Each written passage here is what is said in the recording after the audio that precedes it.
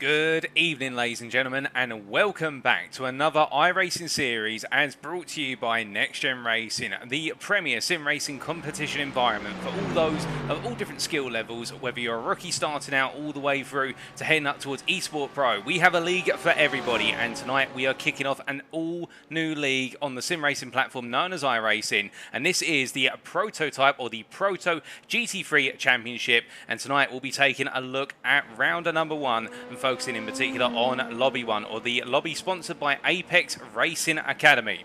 That sounds like quite a lot, and we're going to be breaking things down over the course of the introduction as we are 20 minutes away from going qualifying and kicking off the racing. So we'll take things step by step for you and break everything down. But to introduce myself, I'm your host, broadcaster and commentator, Paul TX141 Walsh, also known as Britain a Spit, depending on what media you follow me on. And this broadcast is being brought to you live tonight via one of 3 media platforms for your viewing pleasure.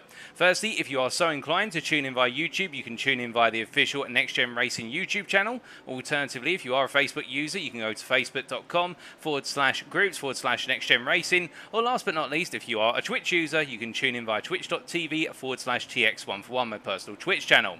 Our schedule for tonight will be as follows. In just under 19 minutes time, we'll be kicking off with the qualifying session there. Those times are listed as GMT or UTC. They should be at BST or UTC +1, but it's still, you get the picture, and everyone should be in the relatively updated time zone with the summertime savings now, in the fact that at 8 o'clock this evening at British summertime, we'll be getting underway with qualifying. It will be a 20-minute session to determine our grid order for the purposes of what is the opening race of tonight, and that will be the sprint race, which will be following straight after. So that will be at 8:20 this evening, and that will be a 15-minute race, but there's no strategy involved other than get to the front of the field and hold on to that position and bring home the maximum possible points. After that, we'll be taking a brief break. We will not be bringing you any post-race interviews. We'll talk more about that in a second, and then we will be back at approximately 10 to 9 this evening. We can see that the timing sheets have been updated appropriately, but we're back at 10 to 9 this evening for the build-up to the feature race, which is the 60-minute strategic race with the all-important mandatory pit stop, and that will be getting underway at 9 o'clock this evening, British summertime or UTC +1. So that puts you in the frame with regards to the schedule, and it is after the feature race that we'll be conducting post-round interviews with a selection of drivers. That's right, ladies and gentlemen, we have scrapped the post-race winners interviews because it was the case that sometimes we are into rush through those interviews, and instead we'll be bringing you post-round interviews with a specialised selection of drivers. It doesn't necessarily have to be our winning drivers of the evening. It could be some drivers who are fighting in the midfield but have decided to join us for a post-round interview.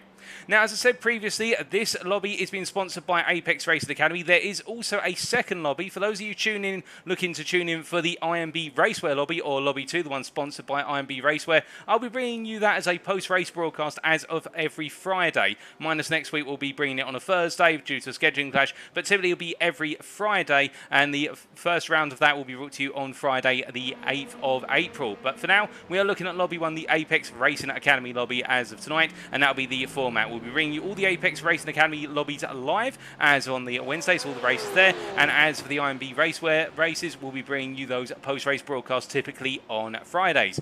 But speaking of Apex Racing Academy, it's only appropriate that we introduce our title sponsor for this lobby, and well, let's hand it over to them to give themselves an introduction.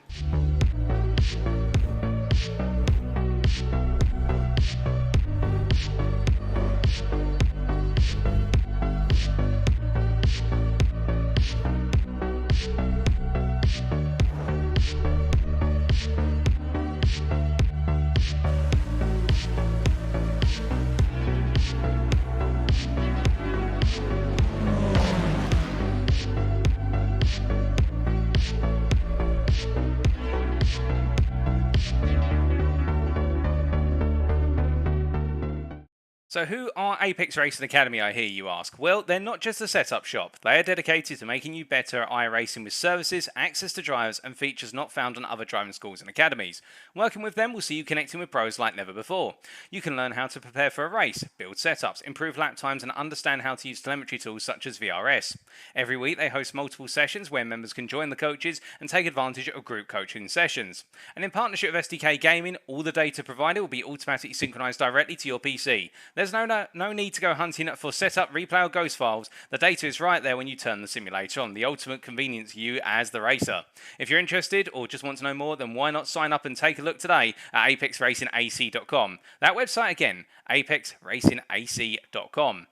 Now, with regards to Apex Racing Academy, for those of you who are veterans of tuning into NXTGEN Racing iRacing series, you'll know that Apex Racing Academy were there with us from Season 1 of the GT3 series. They came back and provided us with the title sponsorship for Lobby 1 of Season 2, and I'm pleased to say that they are with us again for the PROTO GT3 Championship Lobby 1. Once again, we're very grateful to be working with Apex Racing Academy, and on top of that, as well as supporting us with regards to sponsorship, they're also contributing to the sizable prize pool that's on offer for our drivers in Lobby 1. Now, we're not going to break down the exact specifics of that prize pool because they're still being finalised, the specifics in terms of the cash prize in particular, but just know there is a cash prize for our championship winners win the three classes within this lobby, and on top of that as well, there are also going to be Apex Racing Academy subscription prizes for our winners and our top performers in there. So it's a combination of a cash prize pool, but also subscriptions to the Apex Racing Academy teams. Brilliant tools, and well, not just the fact that they're not just a setup shop, they're dedicated to making you better, and indeed those prizes will contribute to our already great drivers who win those prizes. They're only going to become better as a result of them. So thank you once again to Apex Racing Academy, and we're grateful to be working with them. Now, I talked about drivers and classes in particular, so it's only appropriate now that we come on to introduce our driver list. And as you can see here, for the Apex Racing Academy lobby, or Lobby 1, we have 3 classes being driven here. We have an LMP2 class, where our drivers will all be driving the LMP2, or the Le Mans Prototype 2 class, Dallara P217 machine, a very venerable Le Mans prototype machine, and you're going to be seeing that very shortly out on circuit. And you can see there, we have a rather limited number of drivers there, ranging from Adam Delmont all the way down to Robert Dasunik, and in between we have the likes of Edward Lack, or Ed Lack in short, and also Gareth Williams, or Gaz Williams in short. And many of you will remember Gaz Williams as the winner of the Coach Dave Academy Next Level Racing lobby last time out in the GT3 Championship in Season 2, where he was the winner in the Pro class, and he's decided to jump up into the LMP2 machinery. We also have some new names to mention, such as Chris Daines, for example, and also we do have Alex Everett, and some of you may recall Alex Everett, my co-commentator, well, I co-commentated Alex Everett, I should say. He was the primary host, and I was his co-commentator for the Mazda MX-5 series Season 1, and we're likely to potentially be bringing you a Season 2 of that in the near future. Stay tuned to that. But Alex Everett has jumped out of the commentary box and into the machinery, and he'll be running around in his own LMP2 Dallara P217. But it's not just about the Le Mans machines. We also have a combination of GT3 PRO and GT3 AM. And one thing I should quickly point out is the LMP2 class here. For those of you who are following both lobbies, the LMP2 drivers you see here are in the LMP2 PRO category. We're going to be looking at LMP2 AMs in Lobby 2 on Friday. And that's just a distinction between the two of them. You can imagine the LMP2 drivers here will be battling their own championship. But coming on to our GT3 drivers, we have a distinction between the pros and the AMs because we've had so many drivers sign up for the GT3 classification cars. And if you do hear that the cars are being called GTDs for any reason, GT3, GTD, it doesn't matter, they're synonymous. The difference between the two of them is that GTD is the American classification for GT3 cars as part of the IMSA classification in real world, but they are tuned to a GT3 spec. So we're referring to them as GT3, but the two terms are interchangeable. But you can see in the Pro category, once again, we have a wide variety of veteran drivers to the NXTGEN Racing Series, and also some newcomers to the series we'll be introducing today. And well, some old drivers that we do know of, old veterans of the series, but by no means old in terms of age. Billy Fletcher, for example, our Season 1 winner in the Pro class, and our runner-up last time out in Season 2 in the Apex Racing Academy lobby, acting as runner-up to his championship rival. They were rivals in Season 1, they were rivals again in Season 2, and that is Matt Caruana. But we also have Callum Reed-Garton, who's been promoted to Pro after absolutely dominating Pro-Am in Season 2 in the GT3 category. And we also have newcomers such as Maurizio Macconi, Maurizio Massi, and also there we've got Gavin Gardner, just to name 3 of a many of newcomers there in the Pro class. In the AMs as well, we do have some returnees such as Alexander Patat, the venerable Dane, with absolutely sensational and scintillating performances over the course of Season 2. He's back for more, along with his fellow colleagues such as Martinez Oosterhuis, and we also have Matt Emmons there, the one driver who ended up as one of the runner-ups in the AM class last time out in the GT3 category in Season 2. Can he this time prevail? We also have some newcomers here such as Jordan Pope, Jose McManus, or Joe McManus as he's known in short, and we can also see there we do have the returnee of Stuart Taylor at the bottom. But plenty of drivers will be taken to the circuit today, and well, I'm sure many of you will be tuning in and supporting them all. Now, of course, going to the circuit, where are we today? Well, we are at Watkins Glen International, boot variant in particular. We are in the state of New York, the United States of America, for the venerable circuit, which really kicked off the revival of road racing in the United States States following the Second World War, and this circuit needs no introduction in the real world. It is a circuit made up of 12 corners, starting off with 90 right at turn number 1 and ending on what is effectively a 90 right again at turn number 12, and we do have the bus stop chicane, which really forms the formation piece between what is the shortened version of the circuit and also the larger section that goes onto the boot, with the outer loop there at turn number 6, I should really say, and the boot consisting of what is corners turns 7 through to 9 there. The nomenclature, the numbering being slightly off there on the image provided to us by simracingwiki.com, who we're very grateful to for providing us with these images. And whilst we won't be bringing you a reference lap, a direct reference lap, we decided to ditch that from the Season 2 broadcast. We will be riding on board with a multitude of our drivers in the qualifying session and bring you a reference lap there and then. We thought it'd be better if we brought you it live rather than pre-recorded. Now, with regards to the rules of tonight, and these are the rules that apply in general, there's more specific rules, but we're not going to go into too much detail because we don't want to bore you too heavily with the rule set, and we'll talk about some specific rules if needed as time goes on. In terms of setup, our drivers will typically be running the iRacing Sprint setup on their cars, whether they're in the LMP2s, alternatively the GT3s. It is the iRacing Sprint setup for tonight's races. It will change every so often. We will tell you about that when it does change, but our drivers will be running the Sprint setups. And with regards to the Sprint race in particular, there are no fast repairs available. As you can see there, it's not mentioned, so there are no fast repairs available. If a driver is involved in an incident which damages their car, they will have to press on or come into the pits and take a full repair time. And if a driver does pick up 17 or more instant points, they shall receive a drive-through penalty. In the feature race as well, we can see that the grid shall be set as a reverse grid based on the results of the sprint race. That's right, ladies and gentlemen, you wanted it, we've brought it back. We have decided to go back to how it originally was in Season 1, which is we'll be doing a reverse grid based on the results of the sprint race over the course of the evening. But the difference is the grid shall be separated into classes, with the classes starting approximately 5 seconds apart. So the LMP2 machines will start at the front, there will be the GT3 PRO class, and then behind them the GT3 AMs, with each class being separated by approximately 5 seconds for the purposes of race start safety. There shall be one mandatory pit stop in the feature race, which requires drivers to take on fuel, albeit changing tyres is optional, so a driver has to gamble on going for new compound versus staying on the old compound and run it to the end, and each driver shall have one fast repair available if they're involved in a bit of an incident which causes damage to the car, and a driver shall receive a drive-through penalty if they accumulate 20 or more instant points. We have lowered that from 25 to 20 just to make sure that our drivers drive a little bit more safely, but at the same time enjoy the racing, because that's what it's all about, having a safe, fair and fun environment for all of our drivers. But with that, that's all the rules covered, and that is things introduced. So let's go back to those live pictures now as our drivers are getting set to go racing in approximately just under 10 minutes. And well, in this final practice session at the moment, our drivers getting in that last bit of practice. We can see that at this point in time, a number of drivers are all set and ready to go. And well, we do have Phil McDougall making his way out of the pit lane here in the 6R Project Black LMP2 Dallara P217. And as he makes his way on around, for those of you who want to know about the color coding system and all things of that description, on the left hand side of your screen in that timing tower, you can see that we do have some drivers classified with a blue tag. So that's just off of their position number, and between their name and the position number you can see blue tags. That is referring to the drivers who are running around in the LMP2 machines, such as Phil McDougall here and also Edward Lack, another one of the CXR Project Black drivers. And I can promise you they're not paying me to feature their cars first and foremost in this broadcast. That's just the way the dice have rolled. But it is the case, those are the LMP2 drivers. Meanwhile, if you see a driver who has a green tag next to their name, such as Matt Caruana here as he makes his way on through the privateer, it is the case that Matt Caruana and indeed his colleagues with the green tag are in the GT3 Pro class for the purposes of the Apex Racing Academy lobby.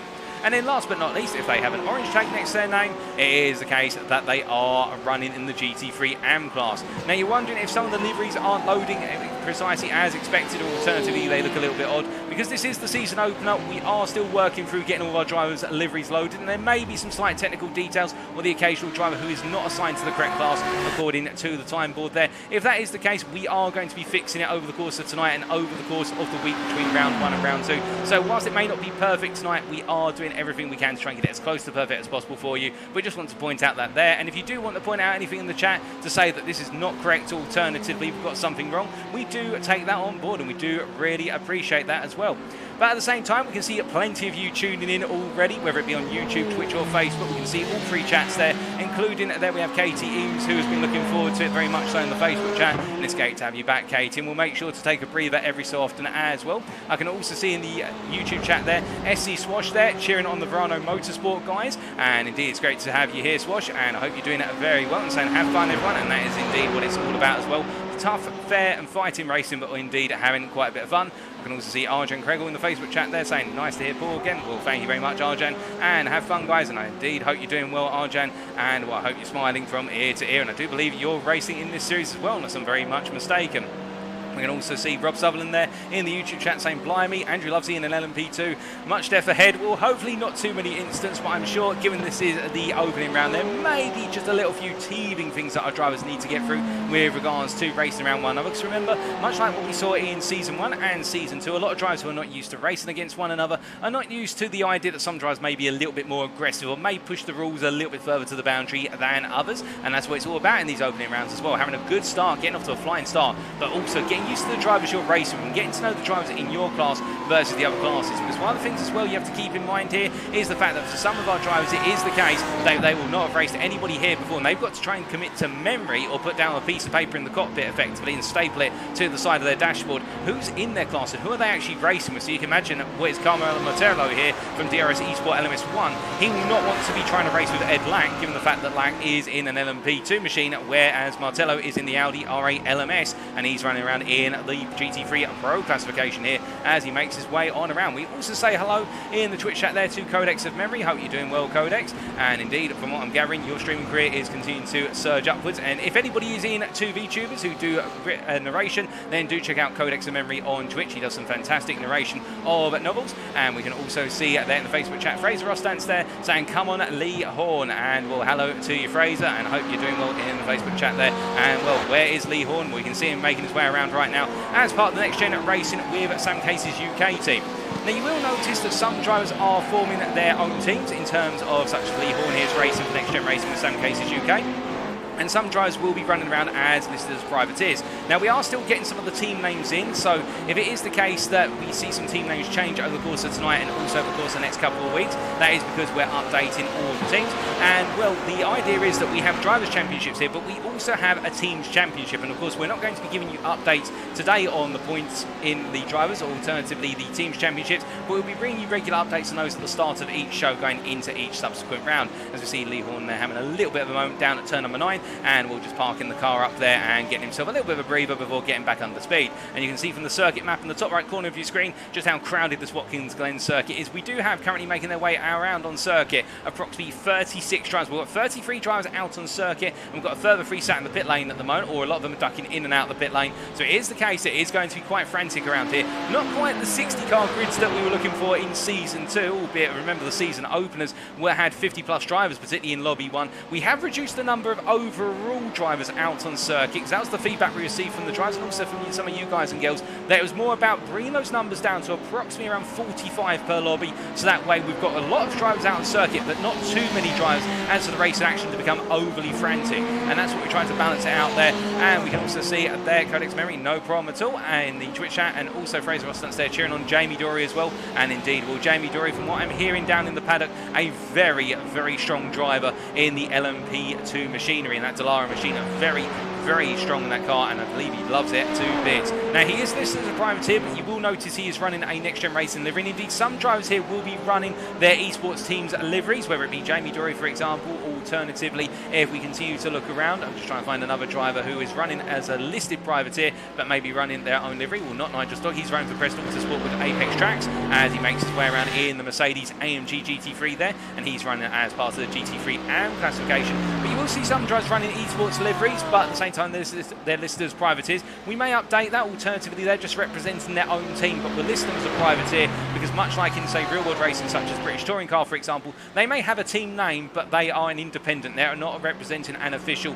quote-unquote formal team per se, but they're representing their own team there, if that makes sense. But we will try and rectify things where we can with respect to that. But we are just now 1.5 minutes away from going into the qualifying session here, and it does look as though at this point in time, well, we know that Dane is very fast, and the Danishman of Chris Danes here. My goodness, I'm going to get a tongue twister over that multiple times when I'm referring to his nationality and his surname in the same sentence. But the Verano Motorsport driver here, and we do have a few Verano Motorsport fans there in the YouTube chat in particular, such as Swash. It is the case that he is looking the fastest in the LMP2 category at the moment on a 130.739, albeit we do have to wonder how much fuel that lap's been set with compared to his peers. We don't really know about that. Meanwhile, in the GT3 Pro category, it's RD Simsports' Tom Edmonds who is back with us after a brilliant set of performances in Season 2. It is the case case, he is back with us for this all-new series, and well, he'll be looking to try and get the best possible result he can as of today. And we do know that Tom Edmonds, a very fast driver, and back in that Porsche 911 GT3 AM machinery once again, and well, we look forward to seeing how he gets on. The fastest of our drivers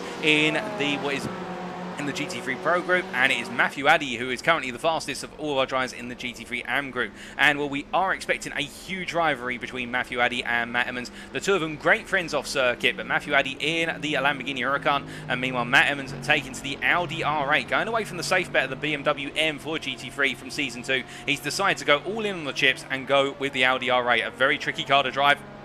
And to be fair, from what I'm hearing down the paddock, Emmons has been putting in a lot of practice time with regards to the Audi ARA. He has been pushing hard. He's really wanting to buy it back after the disappointment of the season finale in Season 2 at Bathurst, where it all went horribly wrong. And, well, can he turn this around and kick it off with a great start to his championship season? As we also see here, Maurizio Macconi making his way on around as he comes in through the left-hander there. Turn number 11, but he loses the rear end. But fortunately for him, we jump to qualifying, so he doesn't get to feel the experience of the car going into that outside barrier. But it is time, ladies and gentlemen, for the opening qualifying session of the season. And this will be, of course, the sprint at Watkins Glen. This will be for the grid order of that sprint as all drivers start to make their way out of the pit lane. And our first driver to make his way out is Jamie Dory as he heads out onto the circuit here. Now, in the top right corner of your screen, you'll see we've now got it so driver's initials for the time being, as we see Jamie Dory there, and he's got Gaz Williams tucked in right behind him here. The two next-gen racing drivers have been getting off to a nice start. Now, we are expecting with regards to qualifying overall racing, because some of you may be wondering at this point, well, the LMP cars are much faster than the GT3s. So how does it work out in terms of when an LMP comes up behind the GT3 machine? It is the case the GT3 drivers are expected to hold the racing line. They're expected to race as per normal, and it is up to the LMP 2-class drivers to find a way past. We are not expecting the GT3 drivers to suddenly barrel out the way of the LMPs, because it would be dangerous, as we found in pre-season testing. It is the case that our GT3 drivers will need to respect blue flags and know there's an LMP behind them, but it is the responsibility of the LMP driver to find a way safely past, and that places the onus on the driver in the faster machine, and the machine which technically has the slower reaction time, and it is down to the driver of that machine to find a way to react to the situation appropriately. So that's to clarify that situation there. And do keep in mind as well, we do have the GT3 AMs and the GT3 Pros, and it is the case that the GT3 Pros, if they can't behind an AM, they are expected to find a way past the AM in a natural manner. The AMs are not to hold up the Pros, of course, but it is the case they are meant to race in a very respectable manner. As we see here, Jamie Dory is about the final corner, and we're going to ride on board with Jamie Dory as he takes us around for the opening flying lap of the season here in the Apex Racing Academy lobby.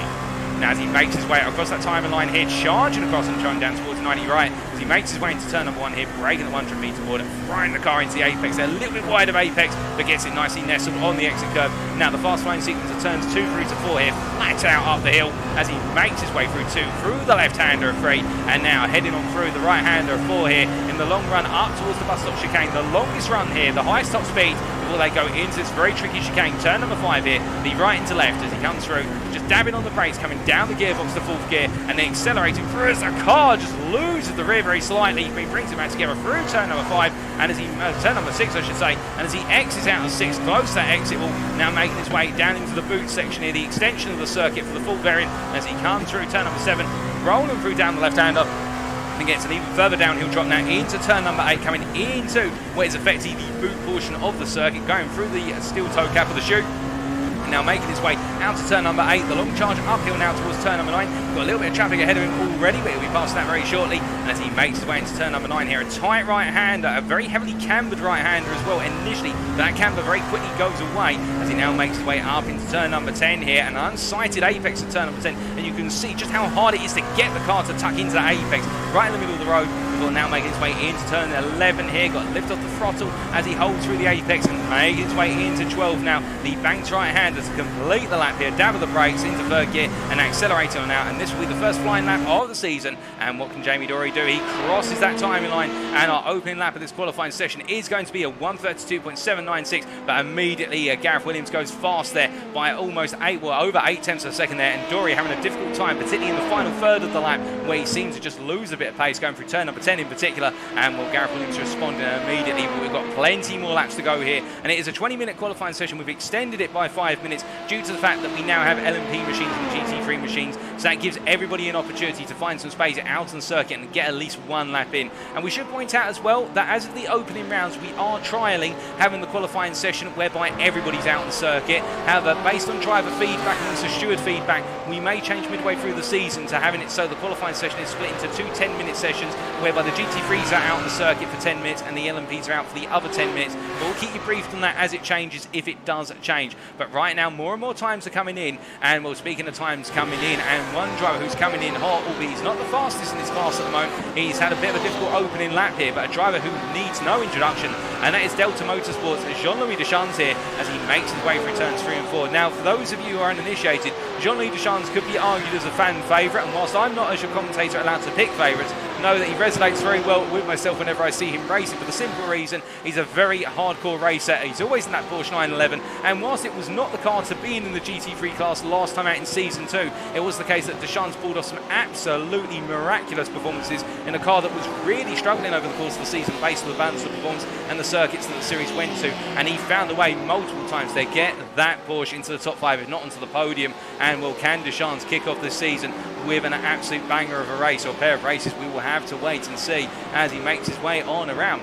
Now, as he comes on through here, we've got Matthew Addy making his way on around as well, running his venerable white and red livery as always, but it is the case at this time Matthew Addy going from the Ferrari 488 to what is the Lamborghini Huracan, and as he comes on through turn number 9 there and heading up towards 10, it is the case that right now Matthew Addy in that AM class, only 1,000 off of McManus right now, but you can imagine there's plenty more time as tarmac is being, as it's the case that rubber is being laid down by drivers as they put in more and more laps here as that compound shreds off the cars, and that's only going to cause the grip of the circuit to improve.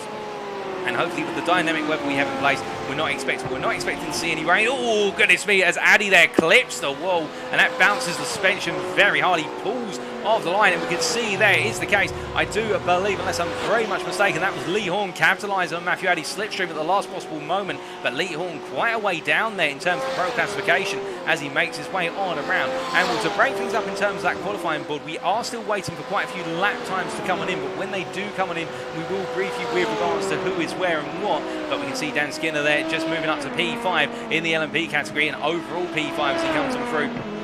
Quite a way off of Jamie Dorey by the best part of 7/10 of a second here, and it is the case that right now Alistair Kirk is the fastest of everybody overall, and in the LMP category of 131.619, and it would appear that Tom Edmonds, well, we talked about him earlier on, very fast driver, very ferocious driver, and he's showing that already in the fact that currently P10 overall, but P1 in the GT3 Pro class as he makes his way there out of turn number 10 and out towards 11 as we've got a little bit of smoke kicking off in the rear of the picture there. I do believe that might be in the run down towards turn number 8. Somebody's got it a bit wrong on the braking and locked up heavily, or lost the rear end to a degree, but right now Tom Edmonds looking good as he goes onto a lap. And let's ride on board here with Tom Edmonds as we bring you a lap on board with the Porsche 911 driver as he makes his way across the timing line. So coming down towards turn 1, of course this lap's going to take longer compared to the LMP2s, making its way into 90 right here. Turn 1 nice and tight to the apex there, getting it hooked onto that apex curve, which means you can pull the car around a little bit more aggressively. A bit of traffic coming out of the pits there. There's Jean-Louis Deschamps, but he will get the toe uphill here from Jean-Louis Deschamps, who moves out the way immediately on the exit of 2. Very cognizant there, Deschamps, of the fact that he came out right into the path of a driver on a fast lap. As they make the way down towards the bus stop chicane now, it is the case you can hear the whine there of the engine as we see at the Porsche 911 of Edmonds made its way into the bus stop chicane. 6th gear, coming down to 5th, just dropping 1 gear, dropping another gear between the transition of the right into left, and now making his way into turn number 6 in nice and tight to that apex. Very well held together there. The rear very settled on the car as he now makes his way down towards turn number 7. You can see an LMP coming on through, and it is the case that Edmonds there as he rolls on down the hill, not really losing too much time with the LMP coming through. The LMP actually siphoned its way through very nicely as we do see quite a bit of traffic here now starting to form. This is the difficulty of this mixed qualifying session, is just that traffic appearing at the worst possible moment. But as Edmonds exits his way out of turn 7 here, now accelerating arm through the gearbox from 3rd into 4th, heading up towards, turn number 9 I should say, he's heading up from turn number 8 as he makes his way into turn number 9 here, rolling through the right hand, a nice and smooth transition there, and as he comes on through, using a little bit of the track limits to his advantage, they're allowed to do that, run a little bit wide, but not too much, and then tight through turn number 10 here, gets it hooked onto that apex curve, in fact a little bit too high on that front left wheel. You can see the rear actually starting to come around, but he settled the car very quickly, and now making his way into turn 11 at the 100 board, turning in almost flat out into turn 11 before coming into turn 12, breaking down from 5th into 4th, but brief dab of the brakes, 1 downshift, and so close to that wall as he comes out the corner here. And what will it be for Tom Edmonds? Will it be an improvement Well, it looks as though he does not improve, and in fact he does improve to 141.970, but Matt Caruana now steals away what is the fastest lap of the GT3 Pro class with a 141.90, and Caruana coming out with the Audi R8 this time rather than the Lamborghini Huracan that we saw in Season 2 of the GT3 Dedicated Championship. And well, Caruana looking good at the moment, but it's looking close between Caruana and Edmonds. They're quite separate, only what is 3/4 of a temp separating the two of them. But let's not count out Carmelo Martello here as the Italian makes his way on through, and it is the case the DRS driver as he makes his way through turn number 3 and into 4 very shortly here. Martello looking a force to be reckoned with, and Billy Fletcher, well, here's the case, Billy Fletcher this season running for Altitude Esports here in the fresh livery. Was starting to feature that livery towards the end of Season 2 as Luxium at 24 of MV Esports started to disband at the end of the season. It is the case that we can see, well, with Billy Fletcher made his way through as the car gets a bit wrong there, and I do believe that's Stuart P. Taylor who's had a mother of all moments, and as they make the way around, well, Billy Fletcher I think will be breathing a sigh of relief with regards to that. We still do have the best part of 10 minutes in this qualifying session, and Fletcher's backed off completely. I think it may have been the case he had to back off due to that incident just ahead of him, and Stuart Taylor's had to jump to the pits there. The Porsche 911 got the returnee from TGC Racing, Stuart Taylor, and well, we do have, looking a bit further around right now, Verano Motorsports Gardner as he makes his way. I believe he's just made his way out to the pit lane unless I'm very much mistaken, and he's yet to put a lap on the board, Gardner, but we'll wait and see what he's able to achieve very shortly as he makes his way on around. As he comes shining through at the moment, no lap time set as he makes his way up towards what is turn number 5. We can see more machinery coming on through here. As meanwhile, we do have, well, I believe we do have Scott McLean having a bit of a moment off circuit. And where is Scott McLean? Oh, goodness me, he's had an off track. What's happened here? Well, my apologies. We seem to have a slight technical issue here. We're just going to get that fixed as soon as we possibly can. And I think it is the case. Yeah, McLean just losing the rear through the bus stop chicane. As we now return to those live pictures, it does look as though everything just not quite working out for McLean, and he's got to try and get things back under control and get that car repaired before he brings it back out there. But meanwhile, Darren Doherty here making his way around in the GT3 AM class in the Lamborghini Huracan. Another familiar name for those of you tuned into Season 2, and Doherty putting in a good set of performances in Season 2 of the GT3 Championship, and back in the GT3 machinery once again here as he makes his way in front of a very distinctive livery, I dare say, with regards to that Huracan, as he loses the rear end there and into the tyre barrier and just carrying a bit too much speed. And the thing is, if you're wondering why the rear end is coming loose by so many drivers as they make their way through the bus stop chicane, it's due to the fact that they have to try and straight line those curves, and we'll try and find it on board with a driver who makes it on through. And in fact, let's ride on board with, I believe it's Billy Fletcher here as he makes his way on through, and let's give you an idea of what exactly is happening with the cars they make it through. So coming through turn number 4 here, and remember at this point our drivers are at the fastest they're going to be over the course of the whole lap as they're going up to the bus stop chicane, and what you're going to see is going to try and straight line the curves for the right hander and then the left hander. And again, just coming a bit too high on the apex curve, and a lot of our drivers, if they get it right, it literally saves them so much time. It saves them a whole tenth of a second. But if they ride too high on those apex curves coming through the bus stop chicane, it just lifts the rear end too high, and particularly in the mid-engine rear-wheel drive cars, such as the Lamborghini Huracan, such as the McLaren MP 412C, which I don't think we've got any drivers running that in this lobby. In fact, we do have one driver running it in this lobby, and that is William Foyle, I should correct myself, who makes his way out of the pit lane now in a very distinctive liveried MP 412C as well. But it is the case, those cars with the engine towards the back, with that centre of mass located towards the rear, they get very easily unsettled. It's not to say that the front engine rear-wheel drive machines such as the Mercedes AMG do not suffer from that as well. They do indeed, but it is the case because the centre of mass is more towards the front, the rear lifts, but the front keeps the car a little bit more planted. It's not as much of a tail snapper, but as we see here, it is the case that right now William Foyle, one of a limited number of drivers yet to set a lap. It's Gavin Gardner, Ben Payne, Stuart Taylor and William Foyle who've yet to set laps, and we will wait and see what they're able to achieve in the remainder of this qualifying session as they make their way around. But meanwhile, as we look from a driver who's going on and an out lap to a driver who right now is on a lap, looking at Jochen Siegert here, the German driver of course, very friendly driver down the paddock, making great friends with everybody, and a veteran of Next Gen Racing Series on iRacing. I had the chance to catch up with Siegert earlier on before he got into the car for the final practice session, and he was saying that with regards to tonight and looking ahead to the championship, he feels that he's in a very strong AM group in terms of the GT3 AM group in the Apex Racing Academy lobby, because our AM groups and and Pro groups in GT3 in both of the lobbies, but he feels that the AM group in this lobby is very strong, and he's not sure how it's going to be today in terms of how he's going to perform versus everybody else, as he felt that it was going to be one of those situations whereby in pre-season testing he felt quite slow in the Audi ARA. Because remember, our drivers have had to select their cars as of going into tonight. They had to declare their cars going into tonight. It was the case that Jochen Siegert was testing out the Audi ARA last night in the final test. It didn't work out in the Audi, so he swapped back to the BMW at last minute, and the BMW M4, will it work out? He's looking forward to driving it and seeing how he gets on, and he gave me a brief reminder not to forget to breathe as part of the broadcast. Well, I'll do my best to not forget to breathe, something I've been working on in the interim period between the two, but of course we wish all of our drivers the best of luck, and Jochen Siegert is no exception. Another driver I had the chance to catch up with in the build-up to tonight, in the build-up to the season opener, as well as this, was Matthew Addy, as he was making his way to the car. And well, where is Matthew Addy on circuit, I hear you ask at the moment? Well, he is currently P4 in the GT3 AM class in this qualifying session, with just over 5.5 minutes remaining, and he didn't have too much to say other than he's glad to be back, and we'll have to see how he gets on as he makes his way on around. And on top of that as well, I did have the chance to have a chat to Alistair Kirk. Now, Alistair Kirk, for the uninitiated, was one of our fast drivers in Lobby 2 of what is the GT3 Championship Season 2. He came in midway through the season, and Alistair Kirk was absolutely flying with some absolutely scintillating performances, particularly at the Red Bull Ring on a massive recovery drive. And he is in the LMP2 machinery as of this season. He's currently P2 overall and P2 in class in this qualifying session.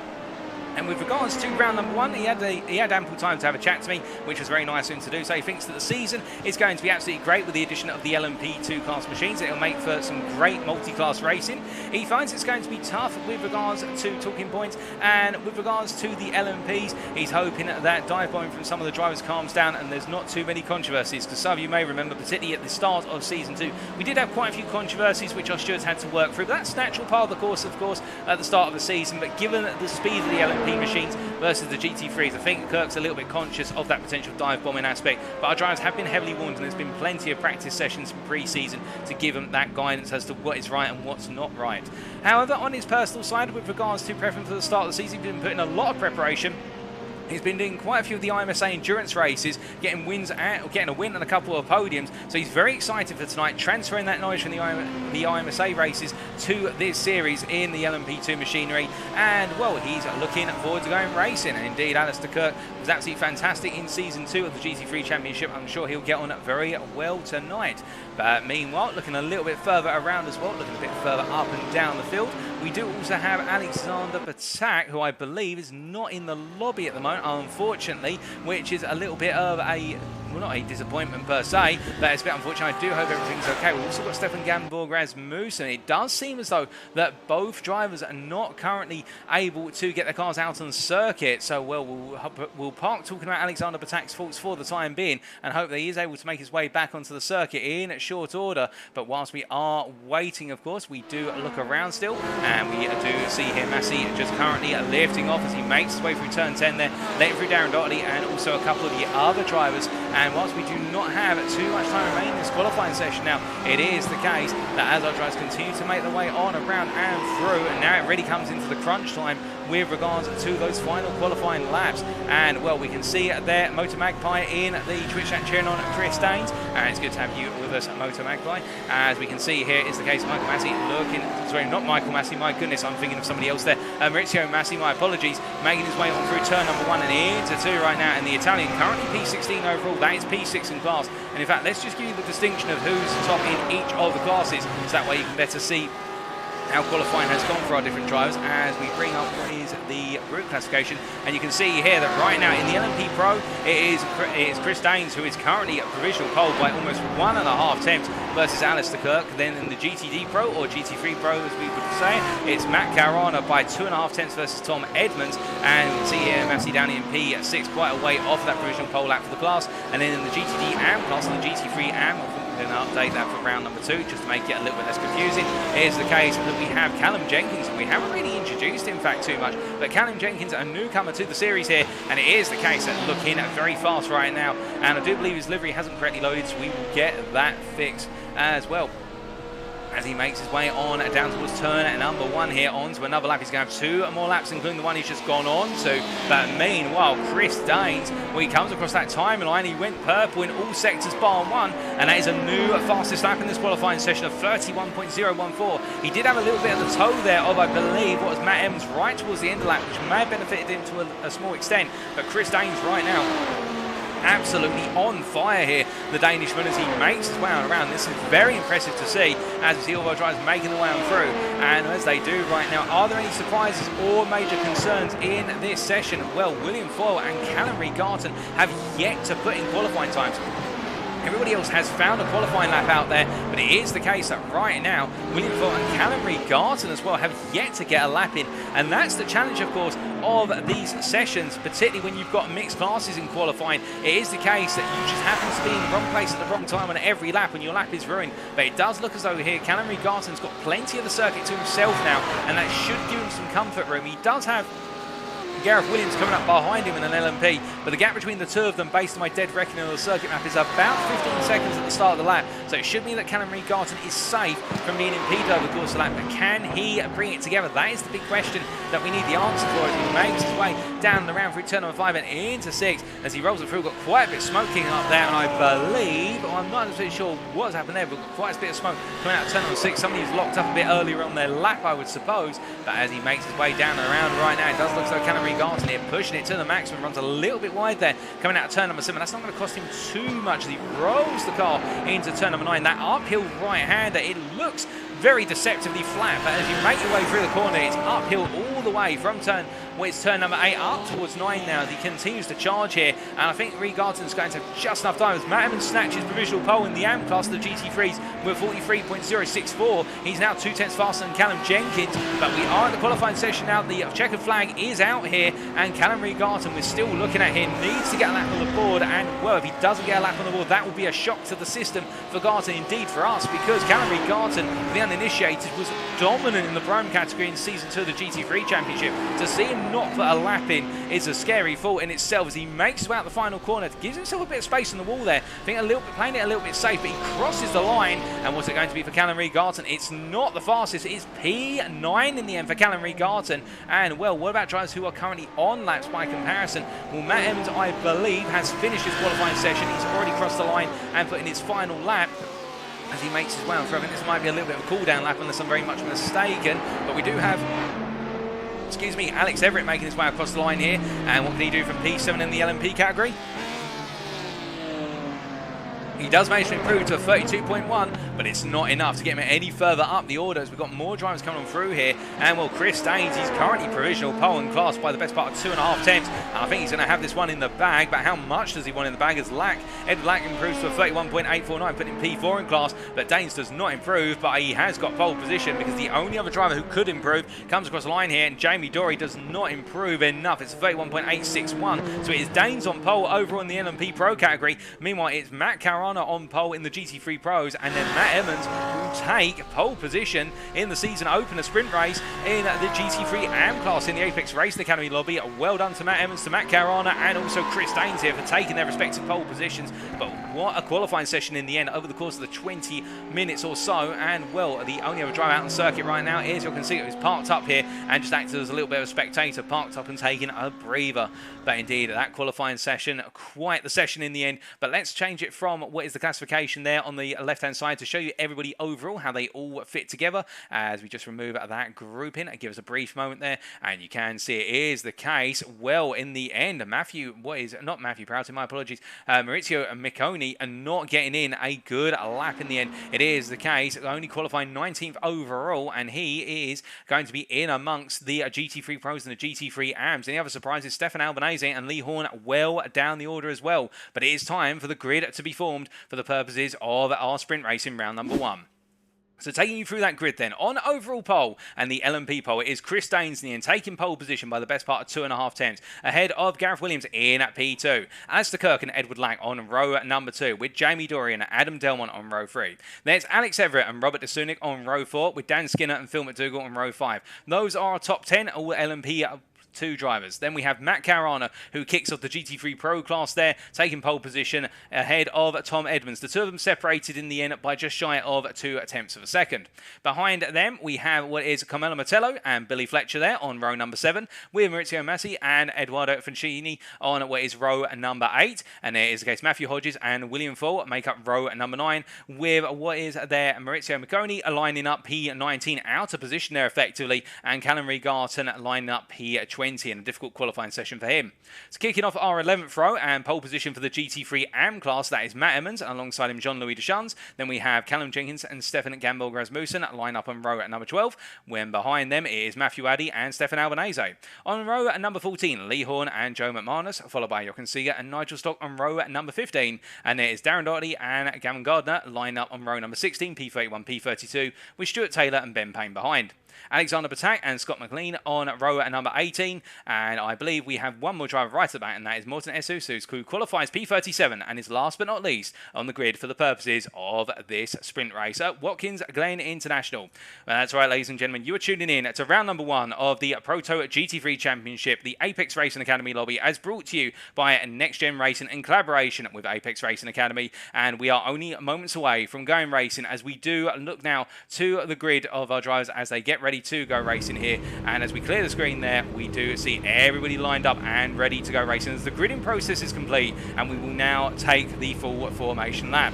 Now we can see there in the Twitch chat, Motor Magpie saying, is that Michael Massey? No, we do need to adjust Massey's name, however, given the fact that it is incorrectly listed at the moment, but we will resolve that between the two races. Hopefully we'll get that resolved there. And we can see there Katie Eames saying, I keep calling Maurizio Massi, Michael Massey, sorry mate. Indeed, I think all of us do have the name Michael Massey on our minds, but indeed it is at the end of the day Maurizio Macconi, and well, and we do also have in there what is, excuse me, Massey a little bit further around the order, so we do need to make that distinction as our drivers are only itching to go. But do keep in mind, we do have what is now a full formation lap this time. It is the case that we've gone for the full formation lap rather than what is the partial lap, and the reason behind that, to put it simply, is because we was asked by our drivers whether we could have a full lap, so that way they've got time to get the tyres up to temperature and just give them a little bit more time to prepare.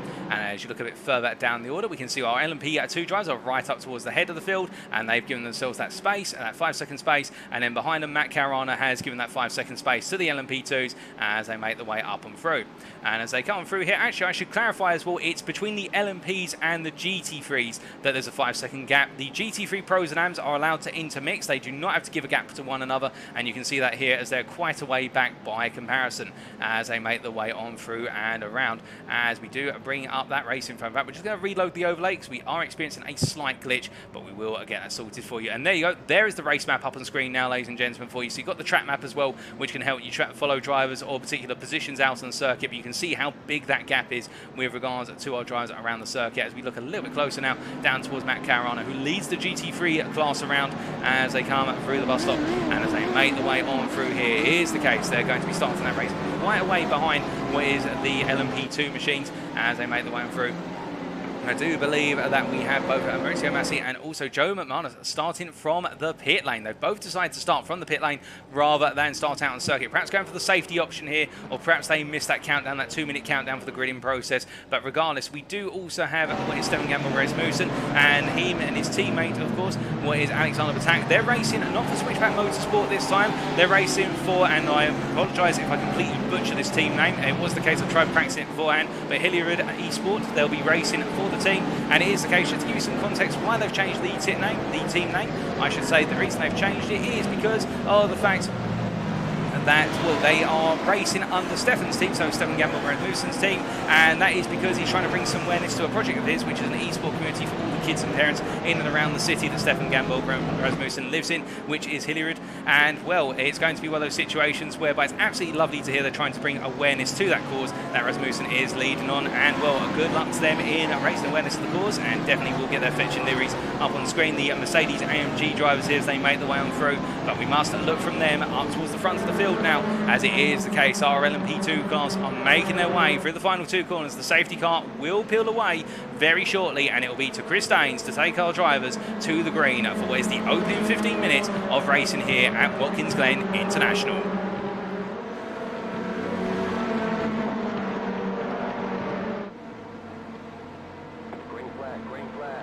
That's lights out and away we go for the season opener here at Watkins Glen as Chris Daines immediately goes on the offensive here to defend in the run down towards turn number 1. Gareth Williams looks to try and go around the outside here. It's going to be a very bold opening move from Gareth Williams. We see one driver running wide. I'm not 100% sure who that is who's run wide, but they brought the car back together. I think that may have been Jamie Dory who took a run wide there as they make the way up the hill in the long charge. We see Ed Lack getting up to P4 already, making that gain as they come rolling through turn number 4 here. And Dan Skinner on the offensive, but having to worry about the fact he's got some pressure behind him in the form of Jamie Dory, who's trying to find a way on through as they make the way to the bus stop for the first time of asking. They come on through, and as they make the way through, we do look a little bit further down the order, and we can see in the pro category of the GT3s, meanwhile, it is the case that Matt Caron are holding on, but Tom Edmonds and Martello battling as they go 3 wide up into bus stop, and Edmonds is going to go outside to inside, and Edmonds just about brings it together. A nice move from Edmonds early on as they make the way on through, and now the GT3 train snakes its way through the bus stop and down and around through turn number 6 as they make the way down through the hill. And meanwhile, Callum Jenkins here, where it is the case that the AM driver has made some ground early on as he comes roaring on through, and as he makes his way down through the drop of turn number 8 and into turn number 7 and in towards number 8. It is the case we can see our GT3 drivers all battling ferociously as William Full goes up the inside here. Where's Callum Reed-Garton as they make the way on through, and he just about squeezes his way on through as they come charging up the hill once again here, and as they make the way down in towards turn number 9. It is the case of William Full gaining 1 place, but he does have Callum Reed-Garton coming back at him as they go side by side through turn number 9, and it's the case they just give one other enough room. Full's not giving this one up yet though as he makes his way into turn number 10, and the Crest Autosport of Apex Tracks driver here really trying to make a message stick to Callum Reed-Garton, which is you had it easy in season 2, Callum Reed, but it is the case you're not going to have it easy with me in this season as they make the way on through, but Garton in the end does find a way round and he gets the job done again. Callum Reed-Garton back to where he was, back into P17, that's P6 in class, but after 1 lap then it is Chris Daines who is leading by a sizable margin in the LMP class ahead of Alistair Kirk in P2. Alistair Kirk gaining 1 place in class versus Gareth Williams in the opening lap. Gareth Williams P3 followed by Dan Skinner and Edward Lack going toe to toe here up into the bus stop once again. It is the case that Skinner gets ahead with Edward Lack backing off on the inside line into the bus stop. Edward Lack P5 followed by Jamie Dory P6 and Alex Everett P7 followed by Phil McDougall in P8. Then we have Robert DeSunic in P9 and then Adam Delmont P10. Behind them in the GT3 category, the pros, is Matt Caruana leading by what is 8 tenths of a second ahead of Tom Edmonds, who's behind him right now, tucking in close behind as they roll them through. Behind them, and meanwhile, we do have Billy Fletcher as he makes his way through it behind here in P13. And then it is Carmelo Martello. And I've just had it whispered in my ear. Oh, goodness me. Before we talk about what's being whispered in my ear, we have Callum Jenkins in the mother of all moments here. What has happened to Callum Jenkins? Well, goodness me, we're getting another moment where it seems to want to freeze on us, but we are fixing that as much as we possibly can here. And Callum Jenkins, he rolled on through the corner. Well, it is the case. I think he just lost the rear end through the bus stop. I don't think it was a tap from the rear. It was the case. It just went wrong for Callum Jenkins. He had to bring the car back under control. But goodness me, Callum Jenkins in the end having a very nasty moment. And that Porsche, I think, has been in the wars. And I don't think it's going to be making it to the end without a pit stop. It does look as though it's collapsed on the left-hand side in terms of front left suspension, but we look from Callum Jenkins to Matthew Addy here, who's made quite a bit of ground. He's gained 12 places overall. He's up into P2 in class. He makes his way through turn number 10 here, and Matthew Addy looking very good right now as he makes his way through the GT3 AM driver. But Matt Evans, his main rival, and these two expected to be rivals in pre-season testing. They were constantly battling one another. But Matt Evans, he qualified on pole in the AM class of the GT3s, and he's currently leading by a good margin here as he makes his way down and around and heading down towards turn number 1. As they make the way down, you can see Reed-Garton here on the offensive versus Frankishin as they make way into turn number 1. And as they roll them through the right-hander here, this is going to be a difficult situation because as they use a little bit of the runoff area there, which they are permitted to do so to an extent, you can see it is the case as they come charge up through turns 2 through to 4. Well, we see that Reed-Garton closing, but not close enough here. Both machines, of course, the Audi R8 and the Lamborghini Huracan, both powered by the same Audi V10 engine. And as they make the way up towards the bus stop here, you can see just how Callum Reed-Garton trying to tuck into the slipstream of Frankishin as they make the way into the chicane, but he's not able to find a way to get fully alongside. He has to wait, he has to be patient as we run on board the gearbox. The Italian, oh goodness me, as we do that, it's the case that Frankishin goes a little bit deep into the corner, and that gives a bit of room to Reed-Garton, but now it's an outside line. Reed-Garton's got to try and attack on, but look behind there, you can see that Matt Evans is just waiting patiently here, but I think his patience is wearing a little bit thin, as meanwhile Matthew Hodges is also trying to get into the mix here as they make their way down in towards turn number 8. Now as they roll on through, we do have to jump away from this very briefly to what is Stefan Gamble Rasmussen here, who's currently finding himself sandwiched between 2 of the pros. He's sandwiched between Jean-Louis Deschamps in front and William Fold behind here, and the Mercedes driver in the AM classification for the GT3s want to find a way on through as soon as possible. He will not want to be stuck in this situation. He would prefer to go hunting after Matthew Addy and Matt Emmons, but it's going to be a difficult one for him to deal with, as he doesn't gain any points for beating a pro. He only gains points for beating people within his relative class. But meanwhile, we look from him to Alex Everett further up the road. Here's the LMP2s. Start to converge on a little bit of traffic here, and Alex Everett's going to go around the outside to inside, back to the inside or outside, through the bus stop chicane. Oh, goodness me! And Jamie Dory, they're getting a face full of Callum Jenkins as he came out of the bus stop chicane, and Alex Everett timed that to perfection in terms of making the move and making it stick. And in the end, well, that must be absolutely frustrating for Jamie Dory, who wanted to make the battle into turn number 6, but Alex Everett went, no, you can have a face full of a GT3 instead. I've got the line. You're going to have to deal with it. And Alex Everett placing the car smart and gaining the place as he makes his way into P5 and now goes hunting after Skinner. But will Dory come back in? That's the question. We will have to wait and see. But as he makes his way on up, meanwhile, we see a battle for the overall GT3 Pro lead again, as we see Tom Edmonds making the move versus Matt Caruana, but Caruana not fighting it too hard. And to be fair, if we know one thing about Caruana and also Billy Fletcher behind, and we saw this particularly with Caruana versus what was Luke McKeown in Season 2 of the GT3 Championship, Caruana spent a lot of races where he just didn't fight. He just simply tucked in behind and picked up the results, or waited until the very end to go on the offensive and try and regain places. And we can see here it's the case that Caruana's let Edmonds take the lead, but for how long will it be before Edmonds finds that actually Caruana's been waiting all along to snatch it back? We'll have to wait and find out as they make the way down and around. But meanwhile, as they make their way up towards turn number 9, I'm hearing that Joe McManus has just made a pass on Darren Doherty, who's had to jump to the pitch due to an incident. And what has happened to Darren Doherty? Well, we will find out very shortly for you as we do look back here. And, well, Darren Doherty in the wall. I'm not sure what's happened there, but he's in the wall, and as he's trying to get the car back up to speed, I think it's the case it hasn't worked out. In fact, yep, the car's just spun again with the damage to the car, and he's decided enough's enough. He's going to jump into the pits instead, and that, of course, will put him a lap down on everybody as he will be having the car repaired. But we look at McManus right now as he makes his way for TGC Bottom Split Heroes down through what is the corner there of, oh goodness me, that is turn at number 9 and coming up towards 10. But meanwhile, we do look a little bit further. Hold up a second. Well, yes, a good point there, Kate, in that as Emmons had an off, well, we could see that right now Stefan Gamborg Rasmussen is leading in the AM class here, the GT3s. What on earth has happened to both Matthew Addy and Matt Emmons? We'll try and find out for you as soon as possible, and as soon as we can find out, we will let you know. But it is the case.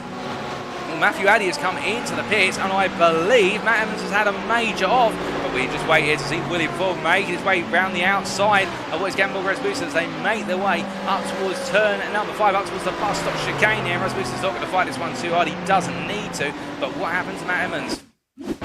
Well, this was only moments ago, and he's had a spin, and by the looks of things, that is a spin at turn number 11, and Matthew Addy also involved there. I think the two drivers came together as part of that. Let's take a look back a bit further and see whether we can figure out exactly what happened here. And well, it looks as though, so Emmons was at the foreground of the camera shot. He had to give space, and it was the two AM rivals here, the two Matthews, who came together, and in the end, well, oh goodness me, and well, literally bouncing off the front. That was Nigel Stock, who's certainly gone off track. He's gone over the fencing, and that is Nigel Stock's race in tatters as well. So in the end, Addy and Emmons coming together, and Gamborg Rasmussen, well, he just simply said, thank you very much, I'll pick up the pieces, and I'll just simply roll on with the AM class, leading the GT3s as he makes his way down and around through turn number 8, no, not turn number 8, my apologies there, going through what is there, turn at number 10, and Gamborg Rasmussen in a very happy place right now, as meanwhile Alistair Kirk, oh goodness me, and Alistair Kirk has had a spin,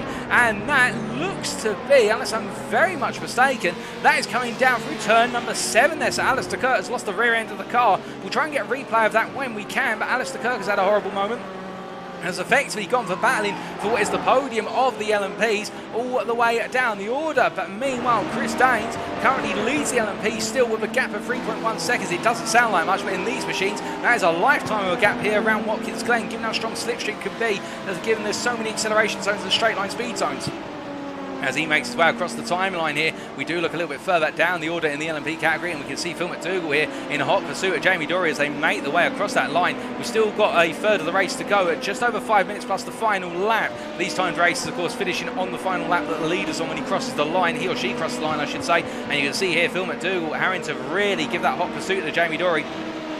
Jamie Dory feeding that building pressure, and Alistair Kerr into the pits to repair work. I can see out my commentary box window. But indeed, that is a good point there, KT, into the Facebook chat about my apologies, about Emmons and also Matthew Addy. They are, as I understand it, teammates, and well, the two teammates coming together in the battle for the lead of the GT3 AMs, and that is not what you want. It's two teammates have a major moment, as we see here. Jamie Dory, well, he's holding off where's Phil McDougall right now, but McDougall is getting closer and closer with every single corner, and this is not good viewing if you are Jamie Dory right now, to have a face full of 6R Project Black machine in your rear view mirror as they make the way on down. But as they come charging down through 7 and into 8 here, I think Jamie Dory just simply having to manage the car a little bit. We did see on his opening qualifying lap we struggled to hit those apexes, particularly in the latter half of the lap here, and I think he might have just pushed the car a little bit too hard, and McDougall really making it work as they make the way on through. But from this we can see just a little bit further ahead there, and that is, I think that's McLean who's making the move there on Massey as they come on through. But it's a little bit of an awkward situation, and you can see how the LMP2 drivers are clustered up here,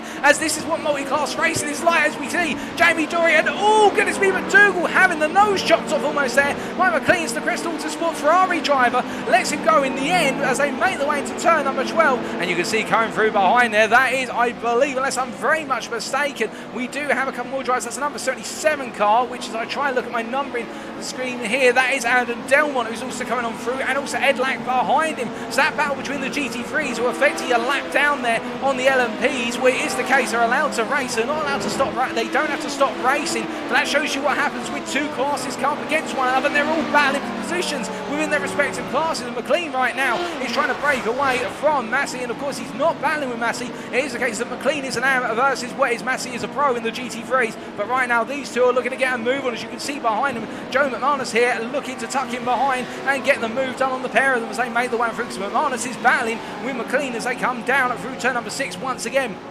And as they make the way on down, I believe that Adam Delmont may have just made the move. All good to be battling here with Phil McDougall, and Adam Delmont's found his way through for Excite Racing. But I think the 6R Project Black driver will have something to say about that as they come on down and around and make their way up towards what is turn at number 9 in very short order. Now, will we see a return here from Phil McDougall? He's looking at it, he's considering it, but he doesn't fully commit to it. He's just trying to annoy it, trying to pester Delmont, and in the end Delmont, it proves to be his own undoing as he tucks him behind. You can see McDougall has to go wide there to take the line into turn number 10, and Delmont on that inside is able to go nice and deep, essentially park the car on the apex. They're side by side here coming through turn number 11, but they've got traffic ahead of them in the form of Darren Doherty, and Delmont in the end loses the position to Phil McDougall, but he's tucked him right behind as they clear another one of the machines by the Crest Autosport Ferraris as they come across that timeline here 2.5 minutes ago. This is the battle for P6 in the LMP class, and you can see it's the case that McDougall's now got Delmont who's inside as Delmont fully commits. They give one another enough space, however, and they both make it through.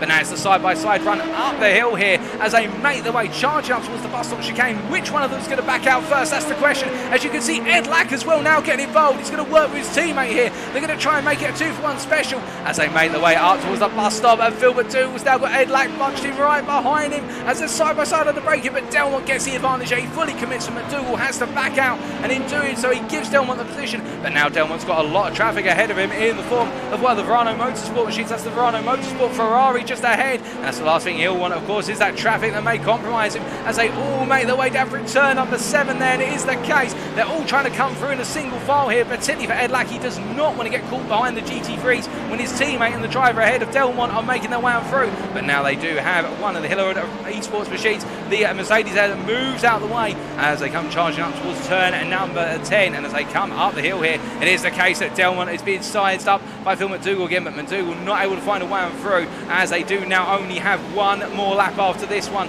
as I understand it. As meanwhile Chris Daines comes on through here, and goodness me, Daines is absolutely flying by comparison as he makes his way through turn number 12, but he has only got a 1 second advantage now on Gareth Williams, who is closing at a very fast rate of knots here with the traffic that Daines has recently come up against. They go on to the final lap, and as they make their way through here, it is the case. Well, can Williams find a way to close up? He is within slipstream range here, and he's got a nice long run to close up through. We'll have to wait and see as they make their way up the hill here through turns 2, 3 to 4. It's a long run, of course, as they come charging through. And as they make their way up towards the bus stop chicane, it is the case that we see that, well, we do have Danes who has a little bit of traffic here as they make their way, and Gav Williams looks at the move, but they both make it through. And, well, Chris Danes trying to hold on here for the overall lead in the LMP class win as they make their way down the round. We're right on board here with Gav Williams in the roll cage, and the roll bar, I should say, and as they make their way down into turn number 7, we do have to cut away briefly because Tom Edwards and Matt Caruana are battling for the GT3 Pro class win, and you can see that Danes and Williams are coming up behind the pair of them as Caruana goes up the inside here to retake the lead of the class up to P11 overall. And as they make their way out to the right hand here, can Matt Caruana hold on given the amount of traffic that's come up behind? And Danes is caught in, he's boxed in here as Caruana's having to defend versus Edwards, and Danes goes down the inside. Oh goodness me, it's 3 wide, and as they make their way through, the two pro protagonists come into contact there as they find themselves being sandwiched with Williams and also Danes, and it's Edwards who's now back ahead as a result as they come through, but Billy Fletcher's come on through. Billy Fletcher snuck his way through up the inside of the pair of them. So as they come around here, and it will be to take the checkered flag, it is going to be Chris Danes from Verano Motorsport who takes the win in the sprint here at Watkins Glen as he comes across the line in superb form. Gareth Williams P2, Alex Everett P3, but then for Billy Fletcher, he steals the win in the GT3 Pro class on the last lap in brilliant fashion, with Matt Caruana coming home P2 and Tom Edwards completing the GT3 Pro podium, and he'll be kicking himself for how that played out. And meanwhile, in the AM class of the GT3s, it'll be Stefan Gamble Rasmussen who takes the win for Little Esports, as meanwhile it is Ben Payne who comes home P2 in the AM class behind him, and it'll be Jochen Seeger who comes home at P3 in the end. Brilliant driving from the three of them, but what a final lap. My goodness, you guys there in the YouTube chat and indeed in the Twitch chat are loving it. It's great to see, and you're right, what a final lap, and my goodness, could you ask for anything more than that to kick off the season of the opening sprint race? Dan Skinner in the end for Excite Racing comes home P4 within class in the LMP class. Jamie Dory completed the top 5 there, Ed Lack P6, and it's Robert DeSudic P7, Phil McDougall P8, Adam Delmont P9, and completing our overall top 10 in the LMP top 10, it is Alistair Kirk. But Billy Fletcher ahead of Matt Caruana, Tom Edmonds, Carmelo Metello, and Maurizio Macconi, and Callum Reid Garton, Matthew Hodges, and Lee Horn. Jean-Louis Deschamps, William Foll, and Stefan Albanese completing the top 10 of the GT3 Pros. And then it is Stefan Gamborg Rasmussen ahead of Ben Payne, Jochen Seeger, and also what is Scott McLean and Matt Evans completing the top 5 of the GT3 AMs there. I think we do have a couple of drivers still making their way around the circuit. We are just waiting for them to finish. And once they do, we will try and bring you those race results. But my goodness, what a race. And I think we've just got a couple more drivers looking to finish. But let's see if we can bring you those race results now, ladies and gentlemen. And it would seem that we're not quite able to bring you those race results. Do apologise for that. We will try and get those fixed for next time for you. But it appears that they are not coming through at the moment. We will just try reloading the information. But no, those race results are not coming through. So we will bring you back up those timing sheets there and segregate it according to class. So that way you can see exactly how it all came to play in the end. But we can see in the end it was the case that in terms of our top 10s in the AMs, it was Gamborg Rasmussen ahead of Ben Payne, Jochen Seeger, McLean, Emmons, Batak, McManus, Taylor, Addy, and then Nigel Stock. But with that, ladies and gentlemen, well, that was race number 1. We have a feature race in just over 10 minutes time. We'll be back. We'll be targeted to come back at 5 to 9 this evening. So in just over 7 minutes for the build up to the feature race, the 1 hour feature race. Don't go anywhere. You won't want to miss it, but we'll be right back then. This is round number 1 of what is the PROTO GT3 Championship, the Apex Race Academy lobby, as hosted by NXTGEN Racing. And we will be back at 5 to 9 for the build up to the feature. We'll see you shortly.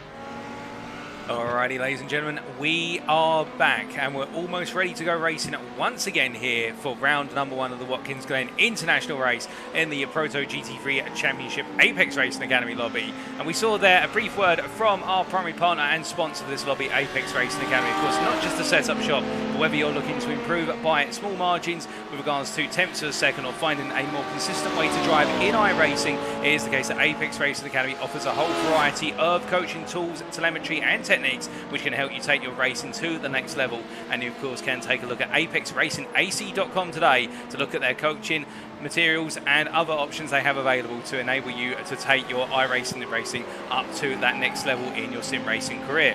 But now we're a slight delay to proceedings and we appreciate your patience in waiting for the time to burn down. It is the case that we are back for the build-up to the feature race here. We do apologise for today. It was the case that the reverse grid was being set by our organisers, taking a little bit longer than expected. But we are pleased to say that in the intervening period, we have been able to rectify some of the liveries that were not appearing correctly. And also on top of that, we were able to correct both the replay issue, whereby we saw that the replays were sticking every so often when we jumped to the replay.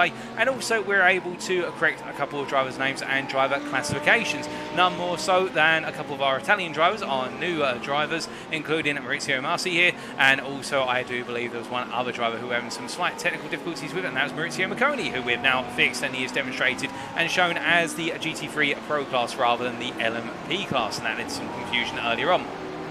But away from all our technical fixes and whatnot, we're back and we hope you're all back with us. And well, in terms of the open sprint race, my goodness, what an absolutely brilliant race from start to finish. Multi-class racing at its finest, and really a demonstration of why we're going to go with the multi-class following the GT3 Championship Season 2 to spice things up to the next level. And well, that final lap in particular, well, we saw the battle for the lead of the LMP class literally stumble on top of the battle for the lead of the GT3 Pro class. And in the end, Billy Fletcher was able to snag the win in the GT3 Pro class simply by finding the right time to jump ahead of both Tom Edmonds and Matt Caruana, who in turn had to find a way to give way to both Chris Daines and also his main rival for that position at the time. And as a result, everything trickled together with Daines and Williams coming together at that point.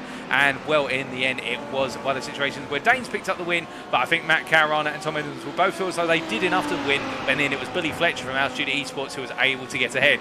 But now with only 1.5 minutes to go in this final warm-up session, which gives our drivers, of course, time to get into the racing lobby and get ready to go.